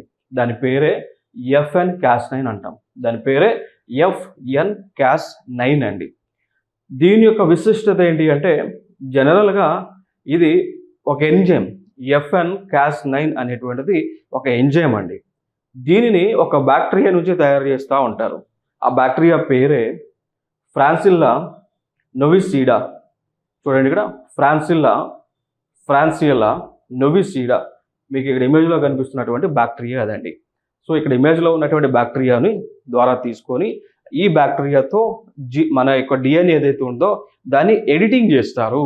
సో ఆ ఎడిటింగ్లో యాడింగ్, కట్టింగ్, పేస్టింగ్ అన్నీ కూడా చేస్తారు. సో ఇది అడ్వాన్స్డ్ టెక్నాలజీ, కొత్తగా డెవలప్ చేస్తూ ఉన్నారు. ఇది ఆల్రెడీ ఎగ్జిస్టెడ్ టెక్నాలజీ అండి, ఇది ఆల్రెడీ ఎగ్జిస్టెడ్ టెక్నాలజీ. ఓకేనా. సో ఈ అంశాలు అయితే మనం ప్రధానంగా గుర్తుపెట్టుకోండి. ఇది ఒక యూపీఎస్సీ ప్రిలిమ్స్ క్వశ్చన్. ఇది మేబీ ఫ్యూచర్లో ఇప్పుడు జరిగేటువంటి ఆర్ఆర్బీనో లేదా ఎస్ఎస్సీలో అడగడానికి స్కోప్ ఉన్నటువంటి area. Union minister doctor Jitendra Singh receives life time achievement award in diabetology. So ఈయన జనరల్గా ఆయన ఇప్పుడు ప్రెసెంట్ యూనియన్ మినిస్టర్ అండి. సో కేంద్ర మంత్రి అంటే ఇప్పుడు ఉన్నటువంటి గవర్నమెంట్లో కూడా కేంద్ర మంత్రి, అంతకుముందు కూడా ఉన్నటువంటి గవర్నమెంట్లో కూడా ఆయన కేంద్ర మంత్రిగా బాధ్యతలను నిర్వహిస్తూ ఉన్నారు కూడా. సో వీరు ఒక డాక్టర్ అండి, డాక్టర్ డయాబెటాలజిస్ట్ అండి. సో షుగర్కి సంబంధించి షుగర్ వ్యాధి నిపుణులు డాక్టర్ ఈయన. ఓకే, జితేంద్ర సింగ్. సో ఈయన ప్రస్తుతము మినిస్టర్గా ఉన్నారు. దేనికి, సైన్స్ అండ్ టెక్నాలజీకి, అదేవిధంగా అర్థ సైన్సెస్కి మినిస్టర్గా ఉన్నారు. సో ఈయన లైక్ పొలిటీషియన్ అవ్వకముందు, అంతకుముందు డాక్టర్ కదా. సో డాక్టర్గా ఆయన ఈ డయాబెటాలజీకి సంబంధించి ఎన్నో రీసెర్చ్లు చేశారు, ఎంతో మందికి వైద్యాన్ని అందించారు. సో అందుకోసం ఈయన యొక్క సేవలను గుర్తిస్తూ లైఫ్ టైమ్ అచీవ్మెంట్ అవార్డుని ప్రజెంట్ చేయటం జరిగింది అండి. సో ఈ అవార్డుని కూడా ప్రజెంట్ చేసింది ఎవరు అంటే ఇక్కడ ఈ డాక్టర్ మోహన్ సంబంధించి. సో డాక్టర్ మోహన్కి సంబంధించి ఇంటర్నేషనల్ డయాబెటిస్ అప్డేట్ అనేటువంటి ఒక వింగ్ ఏదైతే ఉందో, అంటే డాక్టర్ మోహన్ వీళ్ళు హాస్పిటల్ వింగ్ అండి. సో వాళ్ళు ఈ యొక్క అవార్డుని అయితే ప్రజెంట్ చేశారు. Doctor Mohan's international diabetes hospitals ఉంటాయి మీకు, ఇవన్నీ హైదరాబాద్లో కూడా ఉన్నాయి, ఎక్కడ పడితే అక్కడ ఉన్నాయి, వారికి ప్రజెంట్ చేయడం జరిగింది. ఇంకొక అంశం చూద్దాం. India AIIMS for 30 trillion economy by 2047. చూసాం కదా. సో ఇప్పుడు మనకి ఏదైతే ఇందాక చూసామో వికసిత్ భారత్ 2047 యొక్క కాన్సెప్ట్ ఏంటో చూసాం. భారతదేశాన్ని రాబోయేటువంటి 2047 కల్లా, సో 2047 కల్లా డెవలప్డ్ కంట్రీ స్టేటస్ తెచ్చేటువంటి కార్యక్రమం అండి. సో దానిలో భాగంగా పెట్టుకున్నటువంటి టార్గెట్స్ ఏంటి అంటే ఇప్పుడు ప్రస్తుతం మన యొక్క జీడిపి మనం చూసుకున్నట్లయితే, ఇప్పుడు జీడిపి మనం చూస్తే 3.36 ట్రిలియన్ ఉందండి. సో అప్రాక్సిమేట్గా 3.4 వేసుకోండి. 3.4 3.5 సో అప్రాక్సిమేట్ వాల్యూస్ ఇవి. సో 3.36 ట్రిలియన్ ఉంది ప్రజెంట్. 3.4 అని రాస్తా ఉన్నా ఎందుకంటే పెరిగింది కదా మళ్ళీ ఎట్లాగో. 3.4 ట్రిలియన్ అక్కడి నుంచి 30 ట్రిలియన్కు తీసుకెళ్ళాలి ఎప్పటికి 2047 కల్లా. మరి ఈ 30 ట్రిలియన్ మార్క్కి రీచ్ అవ్వాలనుకోండి, ఇండియా యొక్క ఎకానమీ ఇది డాలర్స్లో, యునైటెడ్ స్టేట్స్ యొక్క డాలర్స్లో కరెన్సీ అండి. ఇది రీచ్ అవ్వాలి అనుకోండి ఏం చేయాలి, యాన్యువల్ గ్రోత్ అనేటువంటిది ఒక 7% నుంచి 10% లేదా అంతకంటే ఎక్కువ ఉండాలి. ఎంతకాలం వరకు, 20 ఇయర్స్ నుంచి 30 ఇయర్స్ వరకు అంత ఉంటే కనుక ఈ ఫిగర్ని సాధించగలం. ఇది ఒక ఇంపార్టెంట్ ఇన్ఫర్మేషన్ ఇక్కడ. ఓకే, సో దాని తర్వాత మన యొక్క డెమోగ్రాఫిక్ ప్రొఫైల్ ఒకసారి చూద్దాం. అండ్ ఇప్పుడు మనం 2024లో ఉన్నాం కదా, 2024లో ఉన్నాం. 2047కి ఏ విధంగా ఉండబోతా ఉంది ఇండియా యొక్క పబ్లిక్ యొక్క డెమోగ్రఫీ అనేటువంటిది 2047 కల్లా ఏ విధంగా ఉండబోతా ఉంది అనేటువంటిది ఇక్కడ ఇన్ఫర్మేషన్. చూడండి మిత్రమా, పాపులేషన్ ప్రజెంట్ జనాభా మన భారతదేశంలో జనాభా చూస్తే కనుక 140 crore అంటే అప్రాక్సిమేట్గా 142 కోట్లు. 2047కి 165 crores వెళ్ళిద్దంట. మీడియన్ ఏజ్ 27 ఉంది, అప్పటికి 30 మీడియన్ ఏజ్ 29 ఉంది. ఇప్పుడు అంటే లైక్ ఇప్పుడు ఉన్నటువంటి యూత్ యొక్క మిడ్ ఏజ్ చూస్తే 29, అప్పటికి 47కి 37 వెళ్తుంది. లైఫ్ ఎక్స్పెక్టెన్సీ ఇప్పుడు ప్రెసెంట్ మనకి 71+ ఉంది. 2011 సెన్సస్ ప్రకారం అయితే కనుక 69 ఇయర్స్ మనకి లైఫ్ ఎక్స్పెక్టెన్సీ, అంటే అప్రాక్సిమేట్గా 67.4 ఉంటుంది. 67.4 2011 సెన్సస్ ప్రకారం మన యొక్క ఇది లైఫ్ ఎక్స్పెక్టెన్సీ 67.4 ఇయర్స్ బతుకుతాం యావరేజ్గా. సో ఇక్కడ ఈ 2011 సెన్సస్ 2024లో పెరిగింది 71+ అండి. సో 2047కి లైఫ్ ఎక్స్పెక్టెన్సీ వచ్చేసి 84 ఇయర్స్కి పెరిగింది. అంటే ఒక వ్యక్తి సాధారణంగా అన్యావరేజ్గా భారతదేశంలో ఉన్నటువంటి వాళ్ళు యావరేజ్గా 84 సంవత్సరాలు బతుకుతారండి. ఇప్పుడున్నటువంటి డేటా ప్రకారం 71 సంవత్సరాలు బతుకుతారు. 2011 సెన్సస్ ప్రకారం ఏంటి అంటే 67.4 సంవత్సరాలు బతికేవాళ్ళు. ఓకేనా, ఇప్పుడు మీరు చూసారా ఈ లైఫ్ ఎక్స్పెక్టెన్సీ అనేటువంటిది గణనీయంగా పెరుగుతూ వస్తూ ఉంది. ఓకేనా, సో మనుషులు బతికేటువంటి కాలం పెరుగుతూ వస్తూ ఉంది. దానికి గల కారణాలు ఏంటో కూడా ఇంపార్టెంట్ మనకి ఇక్కడ. ఎందుకు లైఫ్ ఎక్స్పెక్టెన్సీ పెరుగుతూ ఉంది, ఎవరైనా మెయిన్స్ ఎవరైనా రాస్తే కనుక వాళ్ళకి యూజ్ అవుతూ ఉంటుంది. ఈవెన్ అసెర్షన్ అండ్ రీజనింగ్లో కూడా ప్రిలిమ్స్లో కూడా అడగడానికి ఛాన్సెస్ ఎక్కువ ఉన్నాయి. సో ఎందుకు లైఫ్ ఎక్స్పెక్టెన్సీ పెరుగుతూ ఉంది అంటే ముందుగా హాస్పిటల్ అంటే లైక్ మెడికల్ టెక్నాలజీ డెవలప్ అవుతూ ఉంది ఇది. సో మెడికల్ ఫెసిలిటీస్ అనేటువంటివి డెవలప్ అవుతూ ఉన్నాయి. ప్రజల యొక్క ఇన్కమ్ పెరుగుతూ ఉంది. క్వాలిటీ ఆఫ్ లైఫ్ పెరుగుతూ ఉంది. పబ్లిక్లో హెల్త్ పైన అవేర్నెస్ వస్తూ ఉంది. పబ్లిక్ న్యూట్రిషనల్ ఫుడ్ని తీసుకుంటూ ఉన్నారు. సో మెరుగైనటువంటి ఆహారాన్ని తీసుకుంటూ ఉన్నారు. దాని తర్వాత ప్రజల చుట్టూ ఉన్నటువంటి వాతావరణం ఏదైతుందో అది హైజీనిక్గా మారుతూ ఉంది. లైక్ దాన్ని మనకు ఎగ్జాంపుల్ చెప్పుకోవచ్చు స్వచ్ఛ భారత్. సో స్వచ్ఛ భారత్ మిషన్ ద్వారా పబ్లిక్ యొక్క హైజీనిక్ లైఫ్ పెరుగుతూ ఉంది అని చెప్పుకోవచ్చు. పోషణ్ అభియాన్ ద్వారా అంటే ప్రతిదానికి కూడా మనం ఒక స్కీమ్స్ యాడ్ చేసుకున్నాం అనుకోండి అడిషనల్గా బాగుంటుంది. ఓకేనా, సో లైక్ ప్రజల యొక్క ఫుడ్ తీసుకునే దానిలో న్యూట్రిషన్ వాల్యూస్ పెరుగుతూ ఉన్నాయి అనుకోండి. దానికి ఎగ్జాంపుల్గా ప్రధానమంత్రి పోషణ్ అభియాన్ స్కీమ్ మనం లింక్ చేసుకోవచ్చండి. ఓకేనా, సో మెడికల్ ఫెసిలిటీస్ పెరుగుతూ ఉన్నాయి. దానికి ఎగ్జాంపుల్గా ప్రధానమంత్రి ఆయుష్మాన్ భారత్ అనేటువంటి స్కీమ్ని మనం లింక్ చేయవచ్చు. ఓకేనా, సో ఇట్లా ప్రతి స్కీమ్కి కూడా మనం ఇట్లా లింక్ చేసుకుంటూ రాస్తే మంచి మార్క్స్ వస్తాయి. నెక్స్ట్ అంశం, వర్కింగ్ ఏజ్ పాపులేషన్ మన భారతదేశం ప్రజెంట్ అయితే 96 crores ఉన్నారు. ఫ్యూచర్లో 112 crores రీచ్ అవుతారు. లిటరసీ రేట్ ఇప్పుడు 77% ఉంది. సో అక్షరాస్యత 77% ఇప్పుడు ఉంది. గతంలో మనకి 74% ఉండేది. ఓకేనా, సో 77. 2047కి అక్షరాస్యత 100% రీచ్ అయిపోద్దంట ఇండియా యొక్క లిటరసీని. Next female labour force participation. So మహిళలు పనిచేసే దానిలో సో ఉమెన్ ఎంప్లాయీస్ వచ్చేసి 37% ఇప్పుడు ఉంటే ఫ్యూచర్లో అయితే 70కి పోద్దంట. ఫ్యూచర్లో 70కి పోతే 70 అంట. స్కిల్డ్ లేబర్ ఫోర్స్ ఏమో ఇప్పుడు 32 ఉంటే ఫ్యూచర్లో 100. గ్లోబల్ జెండర్ ఈక్వాలిటీ ఇండెక్స్ 122 ఉంటే అప్పటికి టాప్ 10 అండి. జీడిపి ఇప్పుడు 3.4 ట్రిలియన్ ఉంది. ఇప్పుడు నేను రాసా చూసారా, జీడిపి 3.4 ట్రిలియన్ ఉంది. ఇప్పుడు అప్పటికి 30 ట్రిలియన్ రీచ్ అవ్వాలంట. సో 30 ట్రిలియన్ కంటే ఎక్కువ రీచ్ అవ్వాలని ఇది టార్గెట్. పర్ క్యాపిటల్ జీడిపి ఇప్పుడు 2392 ఉంటే ఫ్యూచర్లో అంటే 2047కి 18,220కి రీచ్ తీసుకెళ్లాలని టార్గెట్ పెట్టారు. ఇండస్ట్రీ కాంట్రిబ్యూషన్ టు జీడిపి ఇప్పుడు 28% ఉంటే అప్పటికి 34% ఉంటుందంట. అంటే ఇప్పుడు మనకి సెక్టార్స్ ఉన్నాయి చూసారా, ప్రైమరీ సెక్టర్ అని, మ్యానుఫ్యాక్చరింగ్ సెక్టర్ అంటే సెకండరీ సెక్టర్ అని, service sector, tertiary sector, service sector అని టెరిషరీ సెక్టర్ అంటారు, ఇంకోటి క్వార్టర్ సర్వీస్, ఓకేనా. దాని తర్వాత క్వానరీ అని ఉంటుంది, so 5th service, okay. So ఇట్లా టైప్స్ ఆఫ్ సెక్టర్స్ ఉన్నాయి మనకి. దానిలో ఇప్పుడు ఇండస్ట్రీ సెకండరీ సెక్టర్ కదా, సో ఆ సెకండరీ సెక్టర్ కాంట్రిబ్యూషన్ జీడిపికి ఇప్పుడు 28% ఉంటే ఫ్యూచర్లో 34%కి రీచ్ అవుతుందంట. ఈ రిపోర్ట్ అంతా కూడా నీతి ఆయోగ్ వాళ్ళు రిలీజ్ చేశారండి. అది నీతి ఆయోగ్ వాళ్ళు రిలీజ్ చేసినటువంటి రిపోర్ట్ ఇదంతా. ఇంకొక అంశం చూద్దాం. Union minister Bhupendra Yadav launches ideas for life initiative at IIT ఢిల్లీలో అండి. సో కేంద్ర మంత్రి గారు ఆయన మినిస్టర్ దీనికి సంబంధించింది ఎన్విరాన్మెంట్, ఫారెస్ట్, క్లైమేట్ చేంజ్కి సంబంధించిన మంత్రి. ఎన్విరాన్మెంట్, ఫారెస్ట్, క్లైమేట్ చేంజ్కి సంబంధించిన మంత్రి. ఆయన పేరే భూపేంద్ర గారు.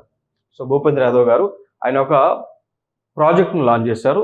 దాని పేరే ఐడియాస్ ఫర్ లైఫ్ అనేటువంటి ప్రాజెక్ట్. ఇప్పుడు ట్రెండింగ్లో ఉంది, గుర్తుపెట్టుకోండి.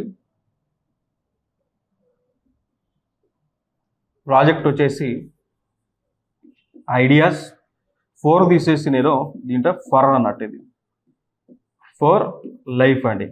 సో లైఫ్ కోసం ఇది దేని నుంచి ఆవిర్భవించింది అంటే మన భారతదేశంలో ఆల్రెడీ నరేంద్ర మోడీ వివిధ అంతర్జాతీయ ప్లాట్ఫామ్స్లో లాంచ్ చేశారు. భారతదేశంలో కూడా లాంచ్ చేయడం జరిగింది. ఆ క్యాంపైనే life style for environment, life style for environment అనేటువంటి క్యాంపైన్ అండి. లైఫ్ స్టైల్ ఫర్ ఎన్విరాన్మెంట్ అనేటువంటి క్యాంపైన్.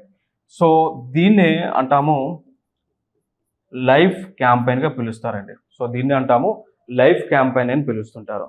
ఇది ఆల్రెడీ నరేంద్ర మోడీ మన ప్రైమ్ మినిస్టర్ ఆఫ్ ఇండియా ఏదైతే జర్మనీ దేశంలో G7 సమ్మిట్ జరిగిందో అక్కడ నరేంద్ర మోడీ గారు అటెండ్ అయినప్పుడు ఈ లైఫ్ క్యాంపైన్ని అక్కడ లాంచ్ చేశారు. దాని తర్వాత G20 భారతదేశంలో జరిగింది కదా, సెప్టెంబర్ 9th, 10th, 11th ఆ ప్రాంతంలో, సెప్టెంబర్ 9th, 10th ఆ ప్రాంతంలో 2023లో G20 సమ్మిట్ జరిగింది కదా, ఇండియా నిర్వహించింది. దానిలో కూడా మళ్ళీ లైఫ్ క్యాంపైన్ గురించి ఆయన మాట్లాడటం జరిగింది. మరి లైఫ్ క్యాంపైన్ అంటే ఏంటి అంటే లైఫ్, చూడండి ఇక్కడ లైఫ్ క్యాంపైన్, దీని ఫుల్ ఫామ్ లైఫ్ స్టైల్. చూడండి, LI అంటే లైఫ్ స్టైల్, F అంటే ఫర్, E అంటే ఈ ఎన్విరాన్మెంట్ ఫుల్ ఫామ్ అది. ఓకే, ఇది ఒక previous year question. So what is the full form of life in a life campaign అని చెప్పి అడిగారు. So life style for environment. So ఈ క్యాంపైన్ యొక్క ముఖ్య ఉద్దేశం ఏంటి అంటే ప్రపంచంలో ఉన్నటువంటి ప్రజలందరూ కూడా వారి యొక్క జీవన శైలిని పర్యావరణానికి ఉపయోగపడే విధంగా డెవలప్ చేసుకోవడం అండి. సో ఇండియాలో కాదు, ప్రపంచంలో ఉన్నటువంటి మనుషులందరూ కూడా వారి యొక్క లైఫ్ స్టైల్ ఏ విధంగా ఉండాలి అంటే పర్యావరణానికి ఉపయోగపడే విధంగా. దానికి ఎగ్జాంపుల్గా చెప్పాలి అంటే పబ్లిక్ ట్రాన్స్పోర్ట్ యూజ్ చేయండి. ఇప్పుడు ఫర్ ఎగ్జాంపుల్ ప్రతి ఒక్కళ్ళు కూడా కార్ వేసుకొని ఆఫీస్కి పోతే, ప్రతి ఒక్కళ్ళు కూడా బైక్, కారు వేసుకొని ఆఫీసులకు పోతూ ఉంటే ఏమవుతుంది అంటే ఒకటి పొల్యూషన్ క్రియేట్ అవుతూ ఉంది కదా. సో ఇక్కడ అందరూ కూడా పర్సనల్ వెహికల్స్ కాకుండా పబ్లిక్ ట్రాన్స్పోర్ట్ని యూజ్ చేస్తే ఏమైంది, ఇప్పుడు 1000 మందిని, ఇప్పుడు ఫర్ ఎగ్జాంపుల్ మెట్రో ట్రైన్ ఉందనుకోండి, ఒకేసారి దాదాపు 150-200 మందిని క్యారీ చేస్తూ ఉంటుంది. అంటే ఈ 150-200 మంది ఒక్కసారి ట్రైన్ రన్ అయినప్పుడు ఆఫీస్కి పోయేది వేరు, 150 మంది 150 కార్లు వేసుకొని ఆఫీస్కి పోయేది వేరు కదా. సో మన లైఫ్ స్టైల్ ఎట్లా ఉండాలని చెప్తా ఉన్నారు అంటే instead of using your personal vehicles, instead of using 150 vehicles, use only 1 public transport to reach your office. So ఇట్లా మన లైఫ్ని డెవలప్ చేసుకోండి అని ఈ క్యాంపైన్ ద్వారా నరేంద్ర మోడీ గారు G7 వేదికగా చెప్పారు అండి. సో ప్రపంచంలోనే మొట్టమొదటిసారిగా ఇట్లాంటి క్యాంపెయిన్ ప్రపోజ్ చేసినటువంటి దేశము కూడా భారతదేశమే. సో ఈ క్యాంపెయిన్ లాంచ్ చేసిన తర్వాత ఈ దేశాలన్నీ కూడా ఏదైతే G7 సమిట్కి అటెండ్ అయ్యే దేశాలు, ఆ దేశాలన్నీ కూడా మన భారతదేశం లాంచ్ చేసినటువంటి క్యాంపెయిన్ని అడాప్ట్ చేసుకోవడం జరిగిందండి. సో ఆ దేశాల్లో కూడా ఇంప్లిమెంట్ చేయడానికి వారు తగు చర్యలను తీసుకుంటా ఉన్నారు. ఇదే క్యాంపెయిన్కి సంబంధించి ఇప్పుడు మంత్రి గారు ఐడియాస్ ఫర్ లైఫ్ అనేటువంటి ఒక కాన్సెప్ట్ని తీసుకొచ్చారు. దీని ద్వారా ఏం చేస్తారు అంటే ప్రజల దగ్గర నుంచి సూచనలు, సలహాలను తీసుకుంటారు. సో ప్రజలు ఎవరైతే ఉంటారో సూచనలు, సలహాలు తీసుకొని ఇంకా ఫర్దర్గా ఈ క్యాంపెయిన్ ఏ విధంగా మనం డెవలప్ చేయాలనేటువంటి ఆలోచనలు చేస్తారు అండి. ఓకేనా? సో ఇది దీనికి లింక్డ్. ఐడియాస్ ఫర్ లైఫ్ అంటే ఇంకా ఫర్దర్గా డెవలప్మెంట్, మరి దీన్ని డెవలప్ చేసే కార్యక్రమాలు అంటే ఐడియాస్ని ప్రజల దగ్గర నుంచి తీసుకుంటారు. ఓకే, సో ఇది ఇంపార్టెంట్ ఇన్ఫర్మేషన్. ఇంకొక అంశం, what is the south Africa's new law on climate change అండి. సో ఇక్కడ సౌత్ ఆఫ్రికాలో ఉన్నటువంటి ప్రజలు, ప్రభుత్వము పర్యావరణాన్ని రక్షించడానికి తగు చర్యలను తీసుకుంటా ఉన్నారు. ఇంకొక అంశం, ఇప్పుడు ఈ సౌత్ ఆఫ్రికాకి ప్రెసిడెంట్గా ఉన్నటువంటి సిరిల్ రామఫాస్ ఒక ఆలోచన చేశారు. ఏ ఆలోచన అంటే ఏదైతే భారతదేశము life style for campaign, so life అనేటువంటి క్యాంపెయిన్ని ప్రతిపాదించిందో దానిలో ఉన్నటువంటి గైడ్ లైన్స్ని ఫాలో అవ్వాలి అని. సో ఇండియా ప్రపోజ్ చేసినటువంటి లైఫ్ క్యాంపెయిన్ని ఈ విధంగా రాయాలి. లైఫ్ క్యాంపెయిన్ని ఏం జరుగుతూ ఉంది, ఈ life campaign south Africa adapt చేసుకోవడం జరిగింది అండి. ఇంకొక అంశం, మనకి ప్యారిస్ అగ్రిమెంట్ జరిగింది. సో ప్యారిస్ అగ్రిమెంట్ జరిగింది. ఎప్పుడు జరిగింది? COP, కాన్ఫరెన్స్ ఆఫ్ పార్టీస్ 21 సదస్సు జరిగినప్పుడు. అది ఎప్పుడు జరిగింది? 2015వ సంవత్సరంలో జరిగింది. ఎక్కడ? ప్యారిస్లో జరిగింది. ఈ COP 21 నిర్వహించేది ఎవరు? United nations framework conference on climate change అనేటువంటి సంస్థ అండి, అనేటువంటి ఒక అంతర్జాతీయ సంస్థ వీరు నిర్వహిస్తారు. సో ఈ ప్యారిస్ అగ్రిమెంట్లో ఉన్నటువంటి గైడ్ లైన్ ఏంటి? రాబోయేటువంటి 2100 వరకే కూడా ప్రపంచ దేశాలలో ఉష్ణోగ్రత పెరుగుదల 1.5 డిగ్రీ సెంటిగ్రేడ్ కంటే తక్కువ ఉండాలి. అర్థమైందా? సో దీన్ని కూడా వీళ్ళు అడాప్ట్ చేసుకున్నారు, ఈ దేశం సౌత్ ఆఫ్రికా వాళ్ళు. సో అడాప్ట్ చేసుకుని దానికి సంబంధించి తగు చర్యలను తీసుకుంటా ఉన్నారు. అందులో భాగంగా వీళ్ళు ముందుగా దేనికి సంబంధించి డెసిషన్ తీసుకున్నారంటే ఫాజిల్ ఫ్యూల్స్ నుంచి న్యాచురల్ ఫ్యూల్స్కి మారాలి అని. అర్థమైందా? సో సౌత్ ఆఫ్రికా వాళ్ళు ఏం డెసిషన్ తీసుకున్నారంటే ఫాజిల్ ఫ్యూల్ కన్సంప్షన్ని తగ్గించాలి. ఫాజిల్ ఫ్యూల్స్ అంటే ఏంటి? వీటిలో మనం ఫాజిల్ ఫ్యూల్స్ అంటాం కోల్ అండి, బొగ్గు. సో బొగ్గుని ఉపయోగించేటువంటి కార్యక్రమాన్ని మనం తగ్గించాలి. దాని తర్వాత క్రూడ్ ఆయిల్ అంటాం, క్రూడ్ ఆయిల్. అర్థమైందా? సో క్రూడ్ ఆయిల్ కూడా ఫాజిల్ ఫ్యూలే కదా, బొగ్గు అయినా క్రూడ్ ఆయిల్ అయినా ఫాజిల్ ఫ్యూల్స్. సో వీటిలో ఉపయోగించేటువంటి కార్యక్రమాన్ని తగ్గించి ఎటు సైడ్ పోవాలంట? న్యాచురల్గా, సో ప్రకృతి సహజ సిద్ధంగా పొల్యూషన్ లేనటువంటి ఎనర్జీ సోర్సెస్ ఏవైతే ఉన్నాయో అటు సైడ్కి పోవాలి, వాటిని ఉపయోగించాలని పెట్టుకున్నారు.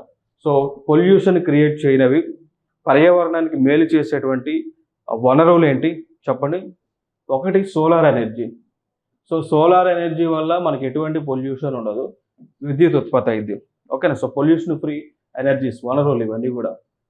దాని తర్వాత విండ్ ఎనర్జీ అంటాం, విండ్ ఎనర్జీ, పవన విద్యుత్. దాని తర్వాత టైడల్ ఎనర్జీ. సో సముద్రంలో ఉన్నటువంటి ఈ అలలు ఏవైతే ఉన్నాయో అలల ద్వారా మనకి ఎనర్జీని ప్రొడ్యూస్ అవుతుంది. So టైడల్ energy. దాని తర్వాత ఇంకొక ఎనర్జీ ఉంటుంది, జియో థర్మల్ ఎనర్జీ అంటాం. జియో థర్మల్ ఎనర్జీ అండి, జియో థర్మల్ ఎనర్జీ. సో ఈ జియో థర్మల్ ఎనర్జీ ఎట్లా వస్తుంది అంటే భూమి నుంచి వస్తుంది. ఇప్పుడు కొన్ని ప్లేసెస్లో భూమి లోపల చాలా వేడిగా ఉంటుంది. ఆ వేడిగా ఉన్నటువంటి సమయంలో ఆ నీరు కూడా చాలా వేడిగా ఉంటే ఆ వేడిగా ఉన్న నీరు ఏమవుతుంది అంటే కన్వెన్షనల్ రొటేషన్స్ జరుగుతూ ఉంటాయి. సో ఆ టైంలో అక్కడ టర్బైన్ తీసుకెళ్ళిపోతే ఆ టర్బైన్ రొటేట్ అవుతుంది ద్వారా మెకానికల్ ఎనర్జీ కాస్త ఎలక్ట్రికల్ ఎనర్జీకి మారుతుంది, అంటే విద్యుత్ ఉత్పత్తి అవుతూ ఉంటుంది. అట్లా ఇవన్నీ కూడా పొల్యూషన్ ఫ్రీ అండి.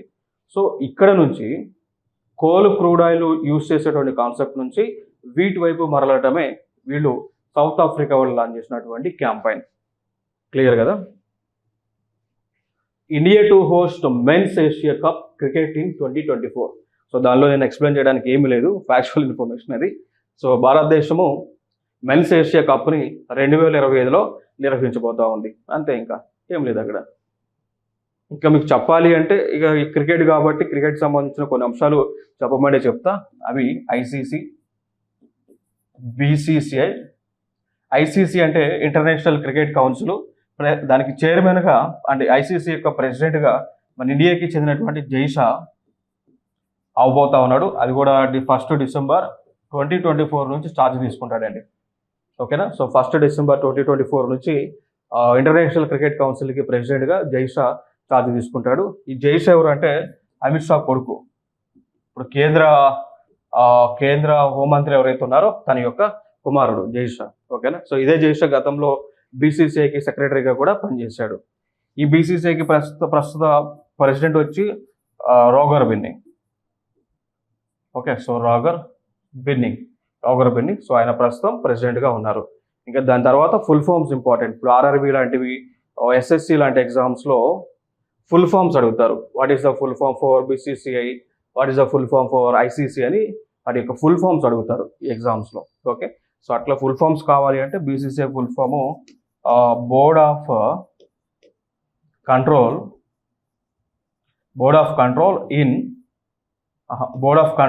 For wait a second. BCCI full form Board of Control for Cricket in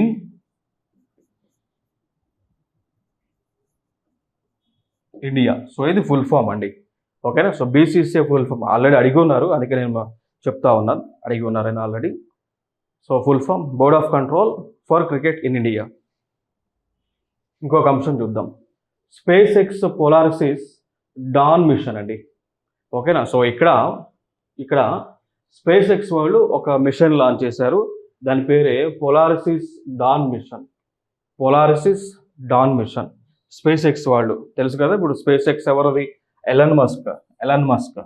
so వారు ఈ మిషన్ లాంచ్ చేశారు. ఇది దేనికి సంబంధించింది అంటే స్పేస్ టూరిజం అండి. సో అంతరిక్షంలో పర్యాటక రంగాన్ని డెవలప్ చేయడానికి సంబంధించి. సో దీని ద్వారా మొట్టమొదటిసారిగా ఈ యొక్క space X Polaris Dawn machine ద్వారా మొట్టమొదటిసారిగా ఒక బిలినియర్ లేదా ఒక బిజినెస్ మ్యాన్ అయినటువంటి జరద్ ఐజాక్ మ్యాన్ని అంతరిక్షంలోకి పంపించబోతా ఉన్నారు. ఓకే, సో అంతరిక్షంలోకి పంపించబోతా ఉన్నారు. అంతరిక్షం అంటే ఎక్కడ పంపిస్తారు? ఇంటర్నేషనల్ స్పేస్ స్టేషన్ ఉంది కదా, అక్కడ పంపిస్తారనమాట. సో అక్కడ పంపించిన తర్వాత ఆయన తీసుకుపోయి గాల్లో వదిలేస్తారు. గాల్లో వదిలేస్తే అక్కడ ఏం చేస్తాడు? కింద పడతాడు, అక్కడే ఉంటాడు. సో ఆయన స్పేస్ వాక్ చేస్తాడు అన్నట్టు. సో ఇంటర్నేషనల్ స్పేస్ స్టేషన్ దగ్గర ఆయన స్పేస్ వాక్ చేస్తాడు. అట్లా ఒక ప్రైవేట్ వ్యక్తిని తీసుకెళ్ళటం ఇదే మొట్టమొదటిసారి. స్పేస్ టూరిజానికి టూరిజం పర్పస్కి ఒక ప్రైవేట్ వ్యక్తిని తీసుకెళ్ళటం అనేటువంటిది ఇదే ఫస్ట్ టైం అనమాట. సో ఆయనే జరడ్ ఐజాక్ మ్యాన్, బిలినియర్. డబ్బులు ఉన్నాయి కాబట్టి పోతా ఉన్నాడు, డబ్బులు లేకపోతే పోడు కదా. సో ఈ మిషన్ స్పాన్సర్ చేసేది కూడా ఆయనే. ఇక పోలారిస్ డాన్ మిషన్కి స్పాన్సర్ చేసేది కూడా ఆయనే సపోర్ట్ చేస్తూ ఉన్నాడు. ఇంకొక అంశం చూద్దాం. ఇది very important previous year question. ఓకేనా. సో ముందు క్వశ్చన్ చెప్తా, దాని తర్వాత కాన్సెప్ట్ చెప్తా. నేను ఏమని అడిగారంటే నిసార్లో ఉన్నటువంటి స్పేస్ ఏజెన్సీలు ఏంటో అడిగారండి. సింపుల్ క్వశ్చన్ అడిగారు. నిసార్లో ఉన్నటువంటి స్పేస్ ఏజెన్సీస్ ఏమి ఉన్నాయని అడిగారు. మనం అనుకుంటాం నిసార్, సో స్పేస్ ఏజెన్సీలు ఏమి లేవు అనుకుంటాం, బట్ అక్కడ ఉన్నాయి స్పేస్ ఏజెన్సీలు. ఓకేనా. ఏమేమి ఉన్నాయంటే ఎన్ అంటే నాసా, ఐ అంటే ఇస్రో అండి.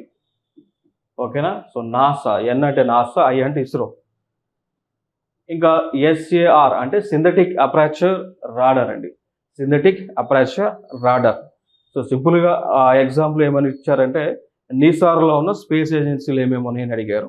సో ఎన్ అంటే నాసా, ఐ అంటే ఇస్రో. మనకు చదువుంటే తెలిసేది కానీ గెస్ట్ చేస్తాం, కానీ చదవకపోతే గెస్ట్ చేయలేం కదా. సో అట్లా. సో ఇది కంట్రీస్ ఉన్నాయి. ఈ ప్రాజెక్ట్ని చూద్దాం. NASA ISRO synthetic aperture radar satellite ఇది న్యూస్లో ఉంది.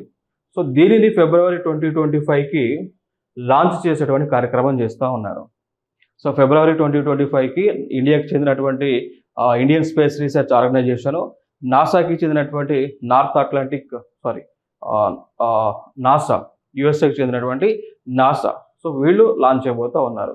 మరి ఒక శాటిలైట్ యొక్క ముఖ్య ఉద్దేశం ఏంటి అంటే, వీళ్ళు ఏం చేస్తారంటే భూమిపైన ఏ విధంగా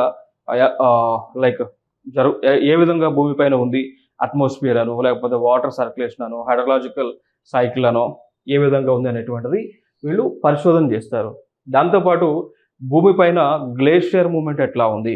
సో ఇప్పుడు హిమపర్వతాలు ఉన్నాయి కదా, సో హిమాలయాలను, గంగోత్రి గ్లేషియర్ అనో, యమునోత్రి గ్లేషియర్ అనో, ఇట్లా గ్లేషియర్స్ ఉన్నాయా, హిమపర్వతాలు ఉన్నాయా, వాటిని పరిశోధన చేస్తారు. వాటి యొక్క మూమెంట్ ఎట్లా ఉంది, అవి ఎట్లా కరుగుతూ ఉన్నాయి, కరిగి ఎడిపోతూ ఉన్నాయి, ఎంతవరకు కరిగినాయి, ఇంకెంత కరగాల్సి ఉంది, అవి కరిగితే సముద్ర మట్టం ఎంత పెరిగిద్ది అని అవన్నీ కూడా పరిశోధన చేస్తారు ఈ ప్రాజెక్ట్ ద్వారా.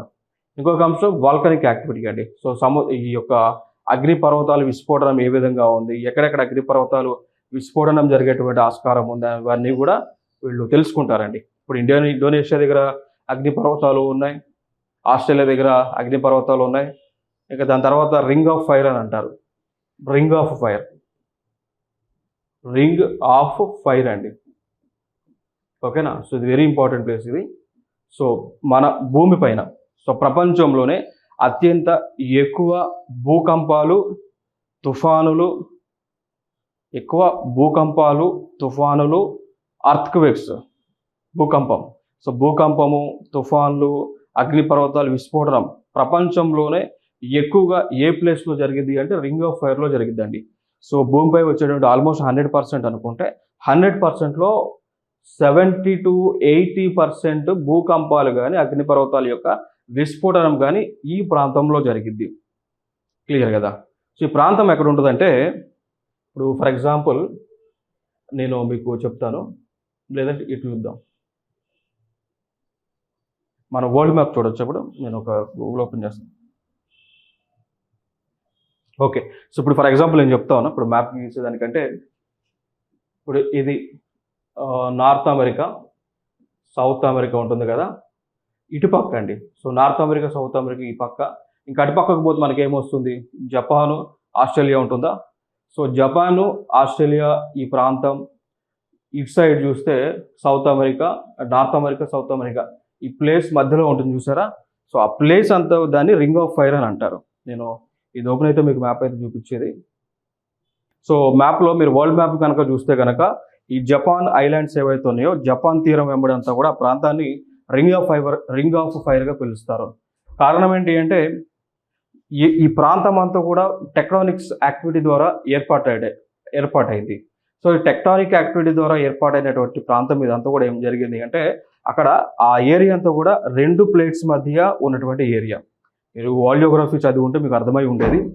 So plate tectonic theory, drift theory అని ఉంటుంది. ఆ ప్లేట్ టెక్టానిక్ థియరీలో చెప్తుంటాం. సో ఇప్పుడు ఈ ప్రాంతం, జపాన్ దేశంలో, ఇండోనేషియా ప్రాంతాల్లో ఎందుకు భూకంపాలు ఎక్కువగా వస్తాయి అంటే, ఎందుకు అగ్నిపర్వతాల విస్ఫోటనం జరిగింది అంటే, ఈ ప్రాంతాలన్నీ కూడా 2 టెక్టానిక్ ప్లేట్స్ మధ్యలో ఉంటుందండి. అర్థమైంది. ఈ ప్రాంతం అంతా కూడా 2 టెక్టానిక్ ప్లేట్స్ మధ్యలో ఉంటుంది. కాబట్టి ఏ ప్రాంతం అయితే 2 టెక్టానిక్ ప్లేట్స్ మధ్యలో ఉంటుందో ఆ ప్రాంతాలలో భూమి లోపల నుంచి మాగ్మా అనేటువంటిది బయటకు వస్తూ ఉంటుంది. సో మాగ్మా లావా బయటకు ఎమిట్ అవుతూ ఉంటుంది. సో ఆ టైంలో ఏం జరుగుతుంది, భూమి యొక్క ప్రకంపనలు రావటము, వాల్కనిక్ ఎరప్షన్ జరగటం, ఇవన్నీ కూడా జరుగుతూ ఉంటాయి. ఇంకొక అంశం చూద్దాం. NASA's gold satellite discovers unusual ionospheric shapes అండి. సో ఇది వెరీ ఇంపార్టెంట్. ఇక్కడ మనం గుర్తుపెట్టుకోవాల్సిన అంశాలు ఏంటంటే, ప్రధానంగా ఐరోస్ఫియర్ గురించి మనం తెలుసుకోవాలి. సో చూద్దాం, దాని గురించి కూడా నేను ఎక్స్ప్లెయిన్ చేస్తా. సో నాసాకి చెందినటువంటి గోల్డ్ శాటిలైట్ వాళ్ళు ఒక అంశాన్ని వాళ్ళు గుర్తించారు. ఎక్కడ, ఐనోస్ఫియర్లో గుర్తించారు. ఇప్పుడు మనం అట్మాస్ఫియర్ని భాగాలు చేస్తే కనుక, అట్మాస్ఫియర్, సో పర్యావరణం ఏదైతే ఉందో, వాతావరణం ఏదైతే ఉందో, దానిలో లేయర్స్ ఉంటాయి. లేయర్స్ని అట్మాస్ఫియర్ అంటాం. ఒకటి భూమికి దగ్గరలో ఉన్న లేయర్ వచ్చి ట్రోపోస్ఫియర్ అంటాం. మన భూమి ఇప్పుడు మనం నివసిస్తూ ఉన్నది ట్రోపోస్ఫియర్లో. ఈ ట్రోపోస్ఫియర్లో లైఫ్ని సపోర్ట్ చేస్తూ ఉంటుంది. చెట్లు, మనుషులు వీళ్ళంతా బతుకుతూ ఉంటారు. ఇదే ట్రోపోస్ఫియర్లో మనిషికి కావాల్సినటువంటి ఆక్సిజన్ అంతా కూడా ఉంటుంది. ఇంకా అక్కడ నుంచి మనం పైకి వెళ్ళామనుకోండి స్ట్రాటోస్ఫియర్ వస్తుంది, ఇంకా పైకి పోతే మీజోస్ఫియర్ వస్తుంది, ఇంకా పైకి పోతే థర్మోస్ఫియర్ వస్తుందండి, ఇంకా మనం పైకి పోతే థర్మోస్ఫియర్ వస్తుంది, ఇంకో కొంచెం పైకి పోతే ఐనోస్ఫియర్ ఉంటుంది. ఈ లేయర్లో ఇక్కడ నుంచి ఈ ప్రాంతం అంతా కూడా ఐనోస్ఫియర్ ఉంటుందండి. ఓకేనా, ఐనోస్ఫియర్. ఇంకా పైకి పోతే ఎక్సోస్ఫియర్ ఉంటుంది. ఇక పైకి పోతే ఈ ఐనోస్ఫియర్లో ఏం జరుగుతుంది అంటే ఇక్కడ ఉన్నటువంటి ఆటమ్స్ ఏవైతే ఉన్నాయో పాజిటివ్ ఆటమ్స్గా నెగిటివ్ ఆటమ్స్గా స్ప్లిట్ అవుతాయి. ఈ ఐనోస్ఫియర్లో ఉన్నటువంటి అయాన్స్ ఏవైతే ఉంటాయో పాజిటివ్ అయాన్గా, సో ప్లస్ సింబల్తో, అదేవిధంగా మైనస్ సింబల్తో అవి స్ప్లిట్ అవ్వడం జరుగుతూ ఉంటుంది అండి.